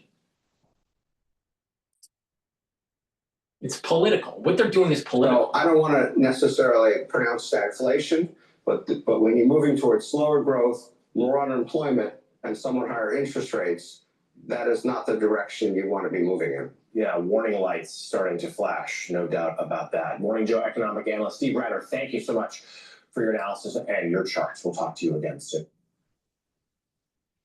So the big takeaway, inflation is probably going to be much less than 3% for 2025. Unemployment is going to tick up to maybe 4.7, maybe 4.6. It's at 4.1 right now. I think a big part of that is going to be the younger generation not being able to plug into the workforce. And any new hires any new positions for new hires in a corporation are going to be capped. They're going to control that. Now, there is a big concern about when you have AI, how is it going to affect the job market? I keep on saying that I'm concerned about capital and labor decoupling because of the AI revolution, if you want to call it that. And I think we're starting to see the rumblings of it right now. We'll see. We'll see what happens. But inflation, I don't think it's at 3%. I don't think the effects of tariffs are really going to manifest to any great degree. The big worry is the AI and the unemployment. Now the question is, maybe the unemployment rate is ticking up a little bit in the forecasts, but in the data it hasn't, because the unemployment rate is at 4.1. It was at 4.2, so unemployment went down. So it's at 4.1. So the data that came out recently is showing that the forecast is maybe wrong, right? But we still have another half a year to go. Now, it's possible that companies were like, well, we're going to hold off and see what happens with tariffs, and hold off for 6 months and wait until their new budgets are approved and maybe do hiring in 2026. That could happen. And if that's the case, then you're going to have lower unemployment, less inflation, right?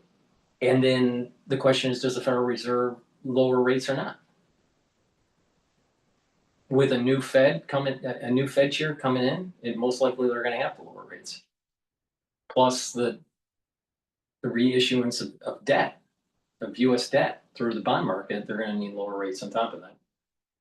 My take is that you don't lower rates unless that the inflation, the PCE inflation, is actually at 2%, preferably below 2%. But that's my take on it.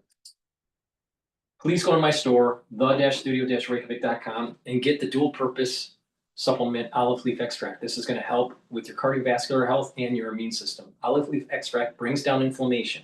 That's super important for your immune system and your cardiovascular system. Olive leaf extract also helps to control your lipid profile by lowering LDL levels and helping improve your HDL levels. That's important because you're reducing the chance of plaque formation. Ubiquinol is the most bioavailable form of CoQ10 that you can take. Most people that are taking CoQ10, you're most likely taking the wrong type. Ubiquinol is what you want to take. There's nothing better than what I have on my store for CoQ10. So get the Ubiquinol, and this is going to soak up free radicals because it's an antioxidant. It's going to help with the health of the mitochondria, so you're going to have more energy, and Ubiquinol protects neurons. Very important. If you're 40 years of age or older, you need to take ubiquinol, and I offer on my store the best ubiquinol that you can buy. There's nothing better. Please go to my store, the-studio-reykjavik.com. It's the-studio-reykjavik.com. And a good foundation is taking a multivitamin and a probiotic. The probiotic that I have is a powdered form that's in stock. Mix it with soft foods or with filtered water. Take it every day. And with a good gut biome, you're going to have a better metabolism. You're going to be able to break up your foods better. You're going to improve the mucosal lining of your gut. You're going to improve the concentration of your antibodies, your IgA antibodies, improve the communication between your gut and your liver and your gut and your brain. You're going to be able to sleep better. You're going to be able to concentrate better because it gets rid of that brain fog. So please go to my store, the-studio-reykjavik.com, and get this probiotic. It's very important as a foundational piece to build off of for your health protocol.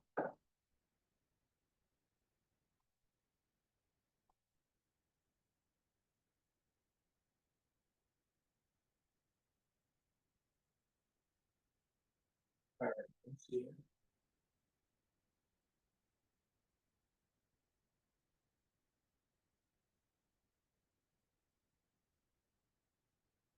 Let's listen to this. This is dealing with college grads. I ordered 200 hand-forged knives to my dorm room and built a Wix website to sell them. I'm Noah Rosen, founder and owner of. The unemployment rate for new college grads has recently surged, and some economists say businesses are now replacing entry-level jobs with artificial intelligence. Here's CBS's Ali Bauman. Front gate. 22-year-old Michael Macaluso just earned his degree in mechanical engineering from the University of Connecticut. But this summer, he's back helping manage his hometown pool. He hasn't found a job in his field despite applying for nearly 200 positions. Did you have any expectations about what the job market would be like when you graduated? I was told by a lot of people that I was going to get a job right out of college, and then all of a sudden, there's no jobs. New research finds now, for the first time ever, the unemployment rate among recent college graduates has exceeded the national unemployment rate, ballooning to 6.6% over the past 12 months. Oxford Economics' Matthew Martin. This is kind of goes against what you would expect. Those with higher educational attainment usually have better employment prospects than those with less educational attainment. Martin's team believes companies are eliminating formative entry-level jobs. The work handed over to artificial intelligence. Tech companies are leading the way. AI is permeating every aspect of our lives. Nariman Farvardin, the president of Stevens Institute of Technology, says his school has been preparing for the AI revolution for the last 10 years. He expects disruption throughout the workforce will be bigger than the disturbance brought on by the introduction of the internet, and it could last up to 15 years. I think AI has the potential to either augment or maybe totally replace jobs that are physically or cognitively repetitive. These jobs are not only done by entry people. There are certain people who do repetitive things for all of their life. Those jobs are in jeopardy.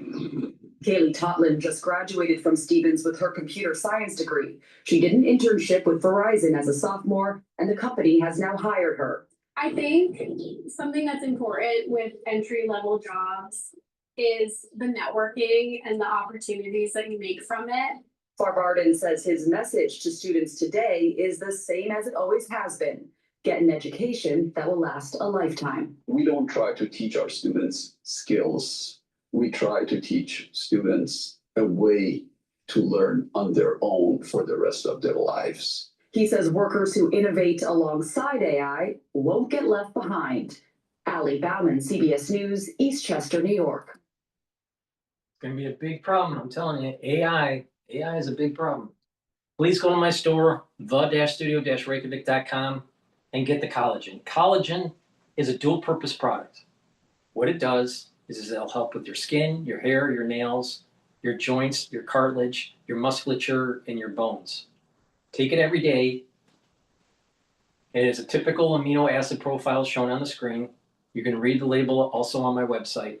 take it every day. This is a month supply. It's a powder. You get a big scooper, take it once a day, mix it with soft foods, filtered water, a smoothie, or even with milk, but take it every day. Do resistance training to get the max benefit. And Gladiator Barley. Gladiator Barley will help to build muscle, detoxify your body, bring down inflammation, and soak up free radicals through superoxide dismutase. It's a powder, it's a high density protein, very powerful stuff. Do resistance training to build muscle quicker, but you get added benefit.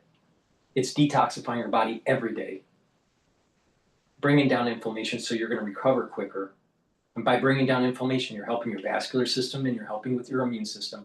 And bringing down free radicals through superoxide dismutase, you're slowing down the aging process. And with more muscle and taking Gladiator Barley and stacking it with Boomer Boost, you're also helping to control your A1C levels. Super important. So go to my store and get the Gladiator Barley and do resistance training.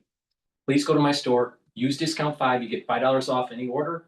If you spend $150 or more, you get a free gift until supplies last.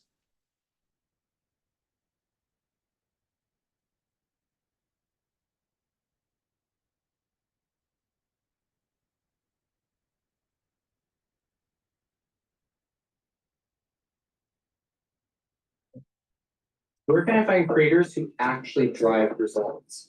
The unemployment rate for new. This week, Microsoft announcing it is laying off nearly 4% of its workforce as it tries to refocus more on AI. CNBC contributor Mikal Livram is a Silicon Valley-based journalist. She joins us live this morning.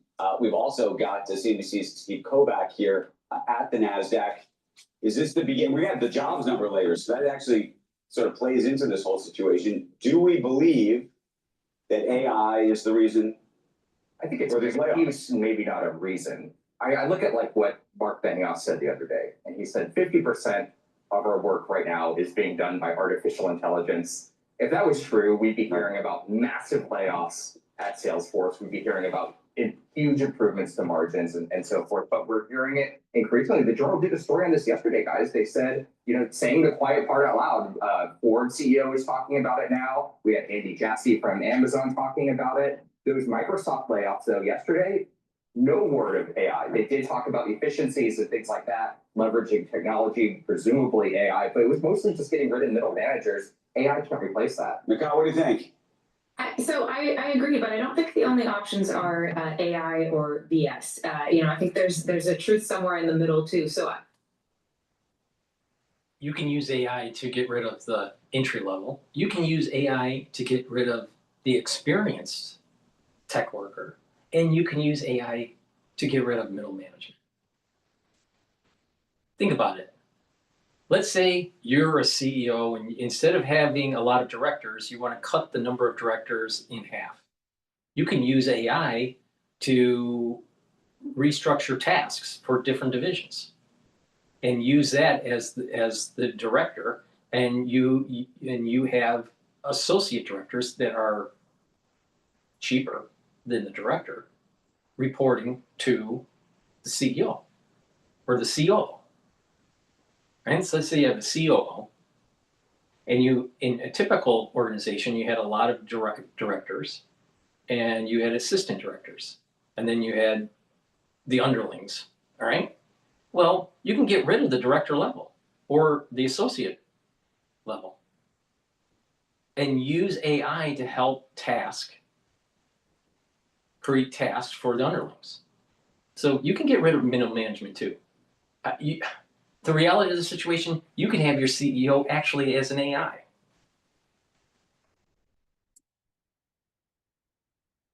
I don't believe that these are job losses due to AI, that AI is taking over jobs. And yes, totally agree that we would see a bloodbath if that was really starting to happen. I do think it's the result of the company. The bloodbath is going to be trickle, and then it'll speed up. All right? It's called phase transition. All right? You look at ice, all right? And ice is at a certain temperature that keeps it cold and keeps it in a solid state. And you start to increase the temperature. You have to increase it to a certain threshold point before you see liquid, a phase transition. Same thing with liquid water. You have to increase the temperature up to a certain point before you see vapor, before you see gas, before it boils, right? So there's these points in time where there's this point where there's a phase transition, but before that phase transition, it's kind of a slow process. Sometimes it's a fast process, depending on sublimation and all this. But in general, phase transitions seem to be stable, seem to be in homeostasis, and then all of a sudden it changes from solid to liquid or from liquid to gas. Same thing in the job market with AI. It seems as though it's stable, it's in homeostasis. All right. And then all of a sudden there's a phase transition. And that's what's going to happen. So her saying, well, there's no bloodbath yet, but it's happening. You just don't see the phase transition. These people are dumb. These people are dumb. The majority of them never took a science class. They all are business. They took business classes and they have no understanding of phase transition, fat tail events. No, they're wrong. They're wrong. Something big is coming. Organizing itself around AI, and we saw the same phenomenon in other technological transformations. 2014, Microsoft shed 18,000 jobs as they were making the transition to really focus on mobile and cloud. And so this is kind of a natural thing that happens with Silicon Valley companies when we're going through one. But you have to look at the whole landscape, not just Microsoft, the whole landscape. What did Ford just say? Ford CEO. All jobs are affected. All the white collar worker jobs are affected. All of them. All of them. Managers, underlings, it doesn't matter. Engineers, accountants, everybody. That's what Ford said. Ford CEO, whatever his name was, I forgot his name. Take a look at what's happening with the entry level for new college grads. There's a 6.6% unemployment for them. Almost 7% unemployment for new college grads that have science degrees, that have STEM degrees. We're not talking about humanity majors. The landscape is showing that there's going to be a phase transition soon. These big technological transformations and reallocations. But if we were having this conversation 12 months from now, do you think we're going to see a lot more of this, and will it be much more severe? Yes, you're going to see more of it, but you're probably not going to see the big rapid. See, what's happening is that it's slowly happening, just like the ice cube slowly dripping and turning liquid, right? But then all of a sudden it speeds up and it melts much faster. That's probably between 12 to 24 months out.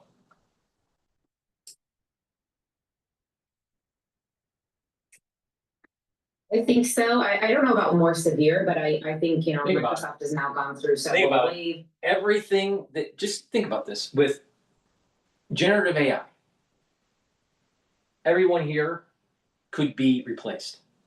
You could have a host, AI, in video, asking questions to other AIs that are responding. You don't have to have this interaction with humans. This can all be generative AI, where you have an AI asking questions to an AI and the AI is responding. None of this, almost everything that they're saying could be similar to what an AI would say. I asked Grok recently, and I posted it, this was probably about a week ago. I asked Grok, what would happen if labor and capital decouple because of AI? Grok came back, which is an AI system. Grok came back saying there's going to be an accumulation of power and wealth with a very few number of people that control the infrastructure of AI, and that there will be universal income and social disruption. That was the answer that came back from that there's going to be social disruption because of the decoupling of labor and capital. The AI is emitting to the decoupling of labor and capital. If you don't believe me, test that yourself.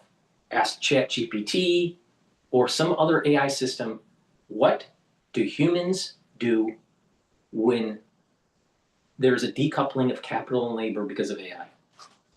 And you'll be amazed on what it says. So everything we're seeing here could be generative AI. It's not, it's done by humans. And then take it even further. You can have an individual, human, that says, oh, thanks, whatever his name is, Joe or whatever his name is, I forgot his name, from CNBC.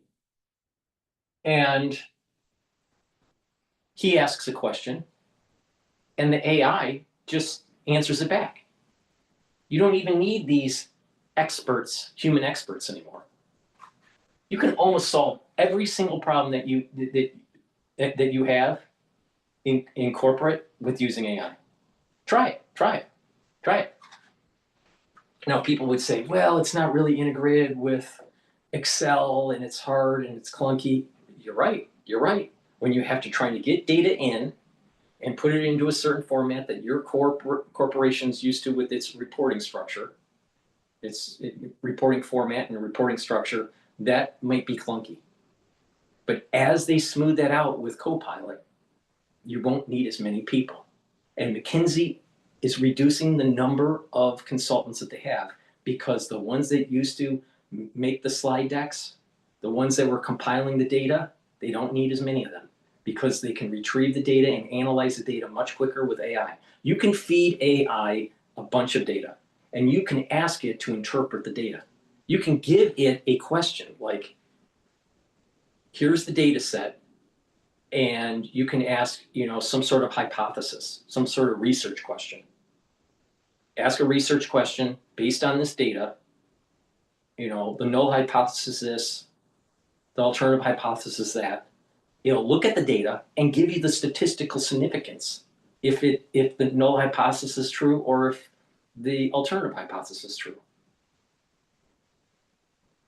That's what's already available.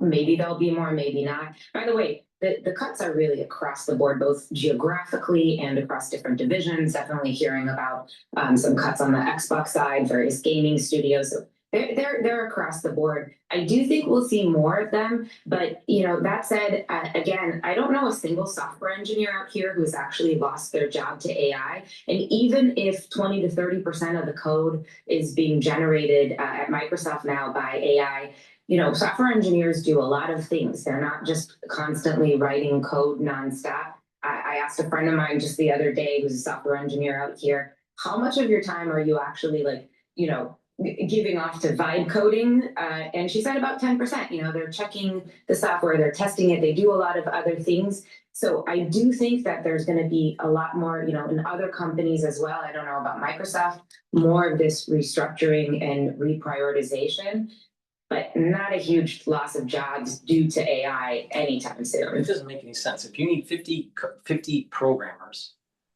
all right, and let's say 5 of them do quality assurance and assembly of the code, all right, where they're stitching things together, making sure it looks nice, and there's quality checks and all this. That's 5 of the engineers, but you needed 45 to write the code, and now you have an AI assistant writing the code for you. You don't need those 45 engineers. You may still need the 5 for quality assurance. And that's the point. That's the point. 90%, you don't need 90%. That seems to be drastic, but you probably could cut the workforce in terms of coders by 50% because of the AI assistant. Now, what could happen is that you just make more product. So let's say if your company is used to just making one product and you need 50 engineers, software engineers, and 5 to do the quality assurance and to assemble this product, all right? And if you only have that one product, you can use AI to help with writing the code so you don't need as many code writers, so that 45 could be cut in half, right? But you could have 50 of that 50 coders don't do any layoffs, and now you're doing not just one product, but you're doing 5 products. That could happen. We saw that in automotive, where first the number of draftsmen that you needed to make a car were in the thousands. Then when CAD came out, you radically diminished the number of draftsmen that were on the board. It was on the computer now. So you didn't need thousands. Now you only needed 8,000 instead of thousands. You only need 1,000 to design a car. And then when CAD became better and more accurate, more people knew how to use it. Then what happened is the number of CAD stations grew, and let's say you had 1,000 CAD stations. They weren't just doing one vehicle; they were doing multiple vehicles. Now, instead of designing one vehicle, maybe they were designing 2 or 3 out of that 1,000 that were engineers. Something similar might be happening with these larger software companies. But with the smaller software companies, when it's only one product, you won't need as many engineers. So if you're laying off that many people at Microsoft, it doesn't sound like what it sounds like to me is that they're not maintaining their number of coders. They're laying off those coders. They're also laying off middle management. And what they're going to do is they're going to use AI assistant to help write the code. You're going to have more people doing quality assurance to make sure the product is okay. And you're reducing that middle management to reduce costs. And that the number of people are not working on just one project, they're working on multiple projects.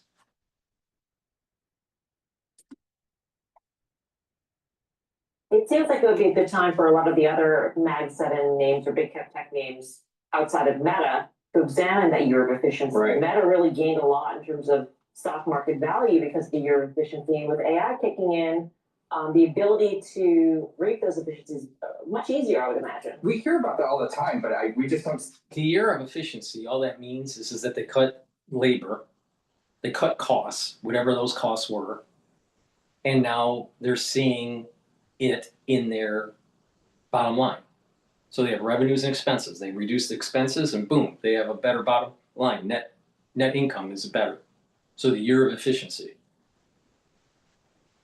And it's a spiral because Wall Street analysts will upgrade the stock for, let's say, Meta, and then Meta is pushed to increase its efficiency or increase its revenue. And if it can't increase its revenue, it's going to have to cut more and implement more and more AI. So it's a downward spiral in terms of the job market.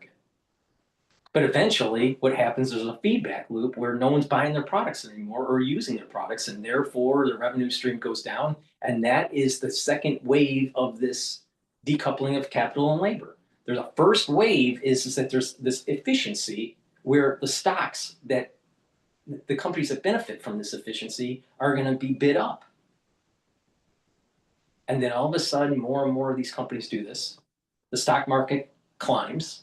And then all of a sudden, there's massive layoffs, and there's a negative feedback loop where no one's buying anything in the country, in the economy, because no one has a job, and you have further decoupling of capital and labor. And then all of a sudden, then the analysts will cut their earnings per share, and then the stock starts to fall. And the way to play this is that you ride this up. This is why I think that the 2029 may be an event, a negative event for the stock market. You ride this up. Right?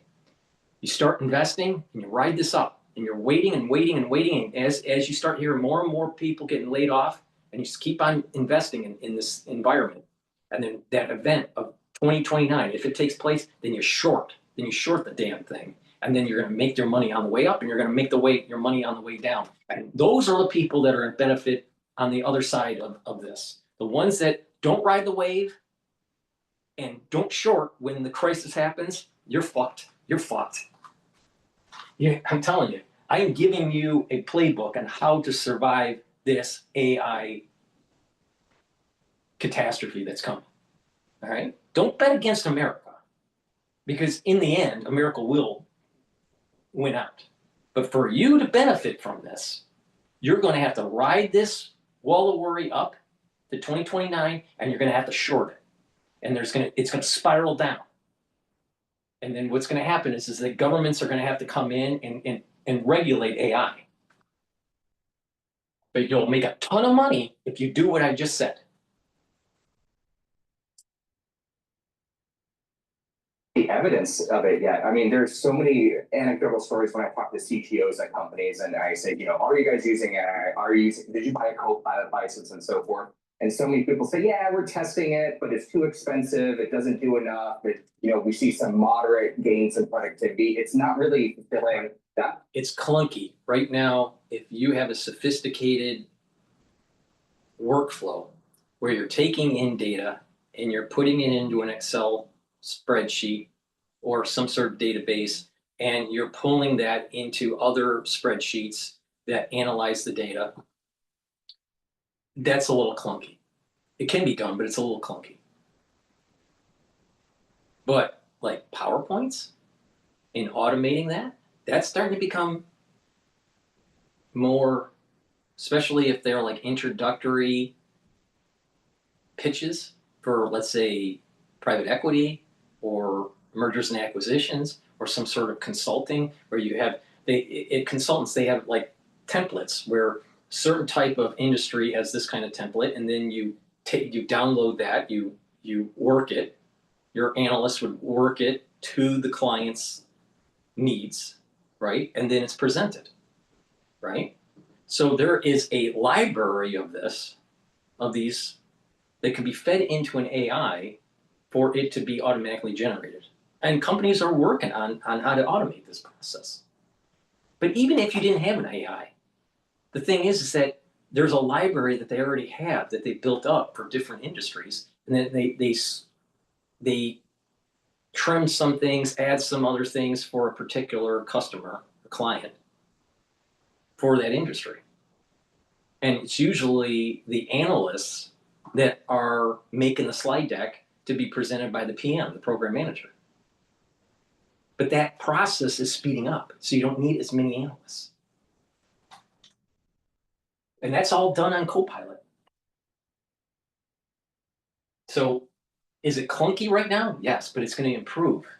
And as it's improving, that's the speed of that phase transition that I was talking about earlier. And that's going to be within 12 to 24 months.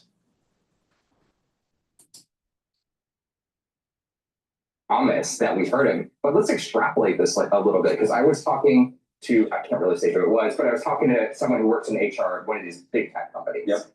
They are already talking about a universe not in the not too distant future where your boss is an AI agent, and they're already talking about within this company planning for a world where you're literally reporting. Right. So where's the higher level costs in the structure?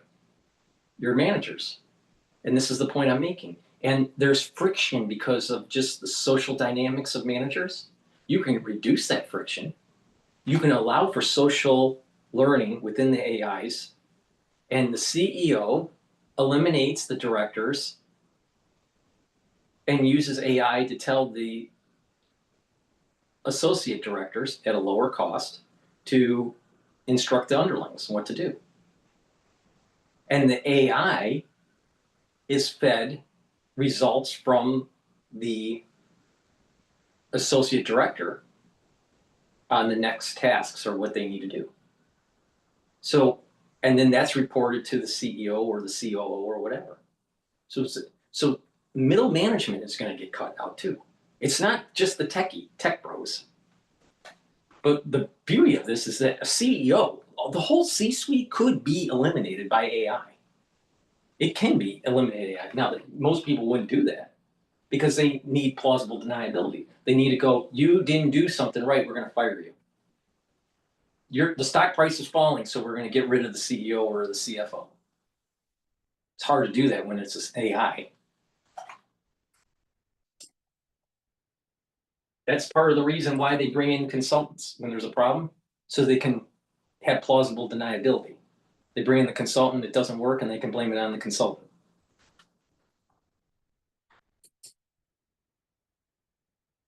Intelligent agent. What does that look like? How do you handle human resources? Do you manage people like that? This is how they're already, these companies are already thinking that way. I talk to people about that. Yeah. I talk to people about who think that they're gonna have sort of these agent hierarchies where there'd be an AI boss that would be bossing around, if you will, other AI agents that would have different tasks. If you were to think of sort of a various hierarchy, one would be responsible. Because if you divide the problem out, it's easier to control through an AI system, just like how to solve a multivariable calculus problem. A multivariable calculus problem is broken up into pieces, and you can solve it that way. It's the same issue, the same logic. People need to wake up, man. AI is a bit, but what's going to happen is this is going to take the jobs. There's going to be an upsurge of hate against technology. There's going to be a decoupling of labor and capital, and then who's going to pay the debts. So there's going to be a breakdown in the economy, and there's going to be laws put in place to regulate this. And I think that there's going to be a revolution that's very similar to the French Revolution, where Americans, this is why I say don't bet against America, because I think in the end it will be beneficial. They will fight the AI. They will destroy the technology, literally destroy the technology and destroy its Achilles heel, which is energy, and cut the energy supply and go after the oligarchs, these tech bros and all these ones that accumulate such massive wealth, and they'll kill them and their family. That's what's going to happen. There's going to be a French Revolution of the aristocracy, the tech bro aristocracy. A reporter, one might be a reporter, and they might have an editor or a producer, or in this Why universe. couldn't you make an AI agent? That does it all. Yeah, why can't it do it all? Why do it have layers of I think agents? Because if it's one bit, see, this is where the dumb broad doesn't know anything. Guess what? If you tried to have the AI just solve everything, the computational power that is needed in the time to actually do it, it's going to be time prohibitive and cost prohibitive. If you break it into small chunks, it's quicker. But that's the problem with people that don't really have a STEM degree. They don't understand this concept.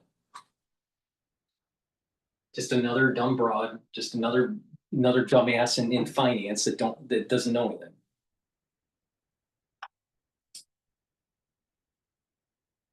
I think early on, part of it is, as we've all learned through prompting, you have to do it. Everything is actually quite specialized. You can't do it in small chunks.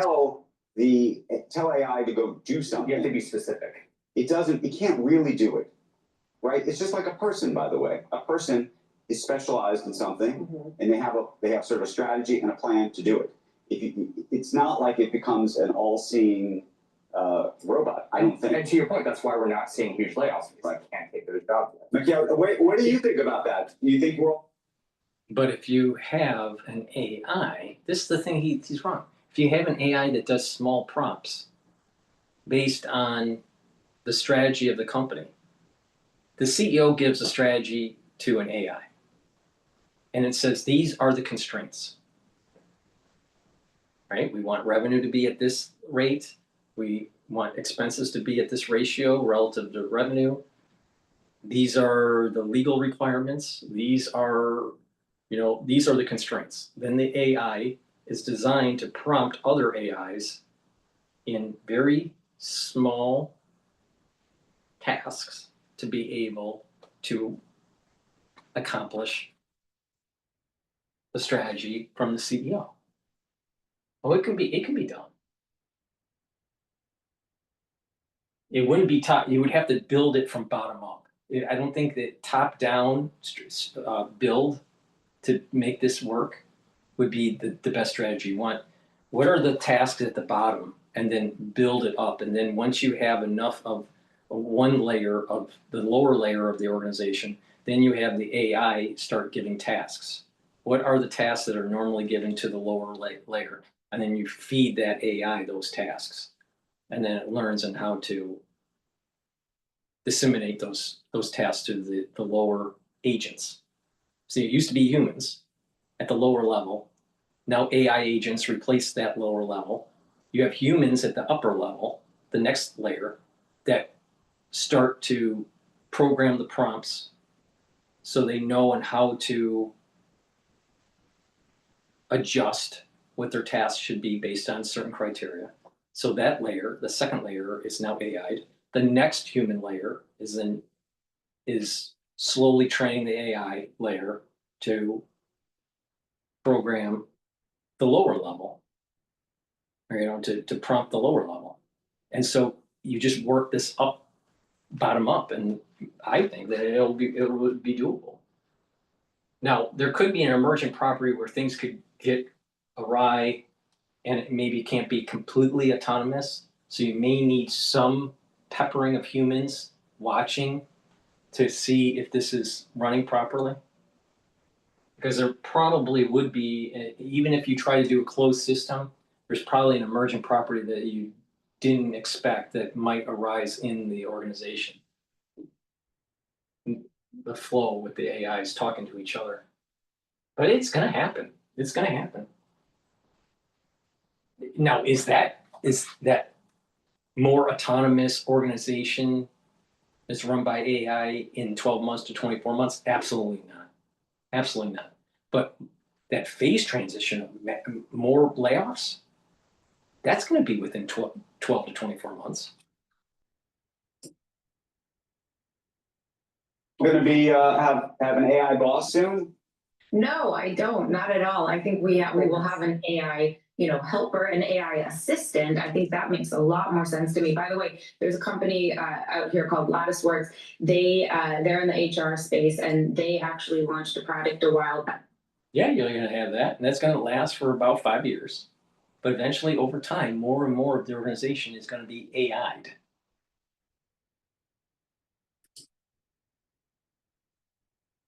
That was onboarding AI agents, and there was such a backlash, they decided to pull the product. They're heavy into AI and using AI for all sorts of HR, practices, functions, but that one didn't go over well. I think, as a culture, corporate cultures, even on the startup level, like not quite ready for that. But yes, we'll have more and more of AI, a lot of experimentation going on right now, not a lot of use cases that are really proving themselves quite yet. But I do think we'll continue to see people working hand in hand. Vibe coding is real. I mean, engineers are leaning on it, and I think it's going to get better and better, and it's going to have more and more use cases. But I absolutely don't think that we're going to be, getting like 360 performance reviews from an AI bot anytime soon. Probably never. Luca Faloni's cotton chinos are meticulously handcrafted in Italy by skilled artisans, using premium cotton for superior comfort.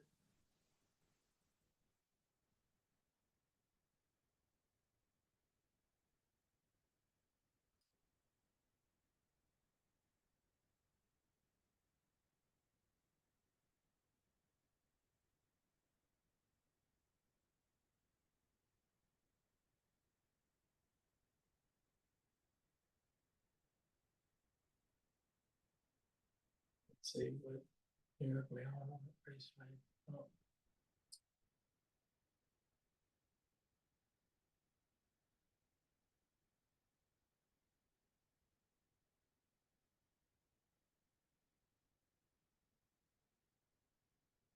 All right, let's listen to France 24 about how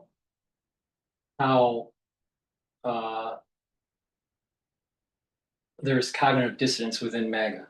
Please go to my store, the-studio-reykjavik.com, and get the heirloom barley. Heirloom barley will help to detoxify your body, bring down inflammation, and soak up free radicals with superoxide dismutase. By bringing down inflammation, you're helping with your joints, you're helping with your immune system, you're helping with your vascular system. So please go to my store and take the heirloom barley. In addition, stack it with Boomer Boost. Boomer Boost has 68 nutrients, has a very comprehensive compound profile. Take it every day. You get a big scooper, this is a month's supply. You mix it with soft foods, filtered water, milk, or a smoothie. Take it every day. If you want to lose weight, this is a great way to lose weight safely. You're going to have energy throughout the whole day, no spiking of energy. And it targets multiple systems. It targets your cardiovascular system. It helps with your brain function. It helps with musculature, boosts up energy levels, and revs up your metabolism. This will help to slow down the aging process. And if you stack it with heirloom barley or gladiator barley, you're going to help with controlling your A1C levels, and you're bringing down inflammation, detoxifying your body, and soaking up free radicals. So for max benefit, take the Boomer Boost and take it with the heirloom barley or the gladiator barley. But you can take Boomer Boost by itself, and you can take the barleys by themselves. So please go to my store and get the Boomer Boost. Super important. Well, for some insight, I'm joined on set by Ellen Kuntz, a professor at French Business School INSEC and the author of the book Portrait of Veep, The Incredible Story of Kamala Harris. Thank you so much for coming in this morning. Happy to be here. Thank you. Now, the thing I have struggled to understand with this bill is that so many Republicans seemed really hesitant to pass it. A lot of them even mentioned all of the things about it that they thought were a bad idea. Why did they still vote for it? I mean, what made those Republicans fall in line? Well, unfortunately, many of them are up for re-election, so they fear for their own seats. I also believe that they fear the wrath of Donald Trump, and they don't want to be called out publicly. Some of them, like Lisa Murkowski of Alaska, were able to obtain things for their own state. So they were able to get some write-ins to the law to get a little extra something for their own state. But I have to say, as an American, one thing I've always really regretted about American culture is this idea that there is kind of a taste for always wanting to punish the poor. And there's a lot of disdain for people who are in need. So I think that this bill reflects that unfortunate attitude. And it also underlines something that's really just leads to a lot of cognitive dissonance, which is apparently the Republicans were supposed to be the ones interested in fiscal conservatism. Yeah, I mean, it made them, it's interesting that they, this bill kind of flies in the face of one of their core principles. Yes. Is that kind of a reflection then of Trump's grip on the Republican Party and the way that he's transformed it? Well, I think the problem is maybe collectively we've lost sight of what taxes are for and what there are taxes. Today's July 4th. It's supposed to be the celebration of Independence Day. And I know that President Trump is using that to, he'll be signing in the bill this afternoon. But it's really a shame. And the other thing that it reveals also is how his supporters, many of the MAGA, who are in poorer states or southern states or states that have higher social needs, were very much in favor of this bill that's going to slash their own benefits. So a lot of strange cognitive dissonance among the MAGA, and who are convinced to vote against their own interests. I wanted to ask about public opinion because is it true that Trump supporters kind of also supported this bill? Or aren't some of the individual parts of it though, and people are against cutting Medicaid, right? They're against cutting. Well, MAGA is on Medicaid.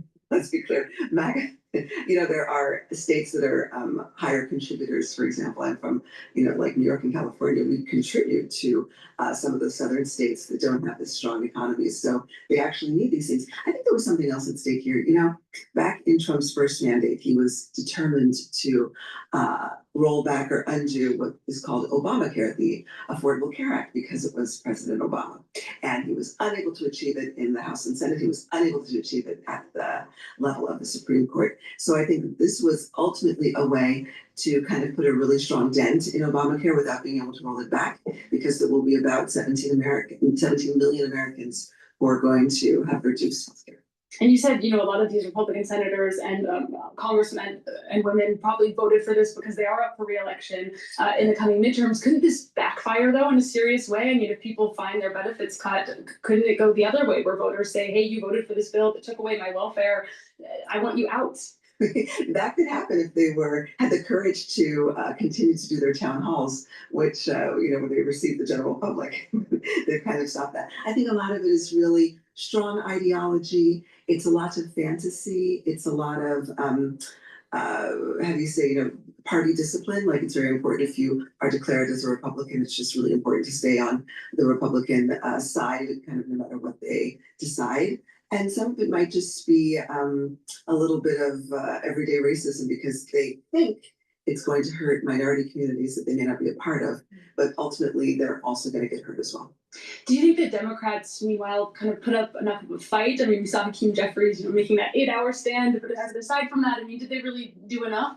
I think that they did what the 20th century would have demanded, but they haven't quite found the recipe for what they're going to need to really stand up to out and out authoritarianism. You see, it used to be more of a fair fight. They were bringing a knife to a knife fight. Now it looks like they're bringing a spoon to a knife fight. So it's hard on the Democrats right now to find their footing to really capture public opinion in a significant way. If the U.S. debt augments even more, which it's supposed to under this bill, and to the tune of several $1 trillion, is that going to impact the standing of the U.S. on the world stage? I mean, do you think, coming from France, how are people looking at the U.S. because of this bill? Well, I think that because of a lot of the attitudes and the intention of the Trump administration. They keep on forgetting to add in the productivity of the GDP, right? Which is a major point on this whole thing for the bill, or for the law now. Now, the reason why Democrats forget about the GDP increasing because of productivity is because they're so used to having their programs be ineffective in terms of growing the GDP.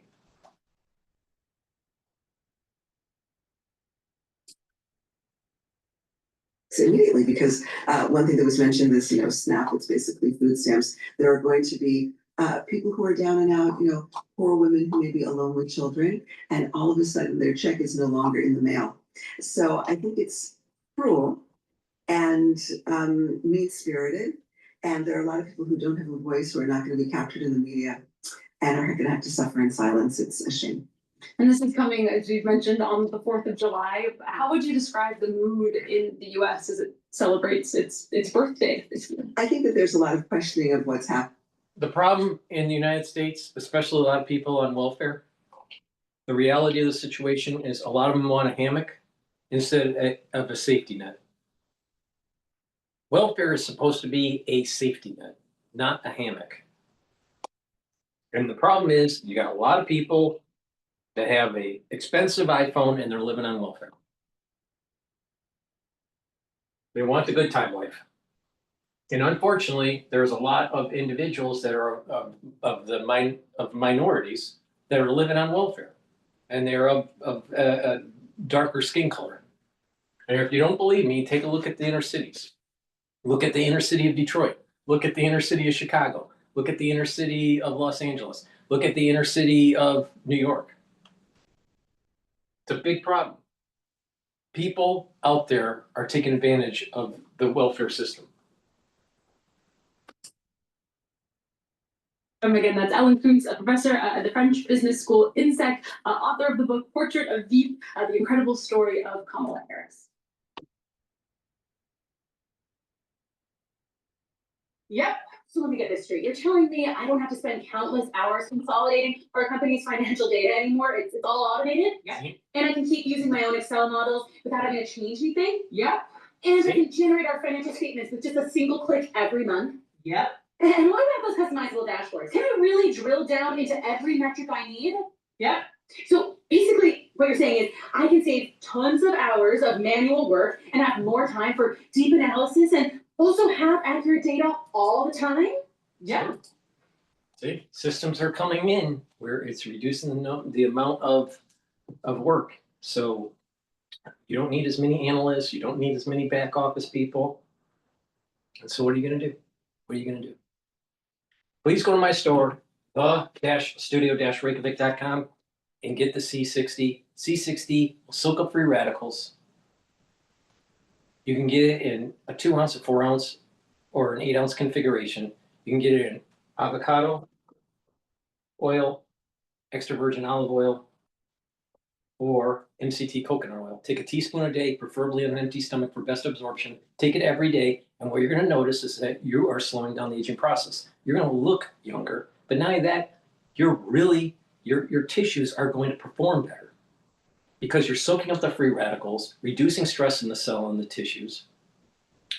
And by doing that, you're improving the mitochondria in the cell. So your ATP is going to go up. And by improving your ATP, you're going to have more energy for your cells and your tissues to perform.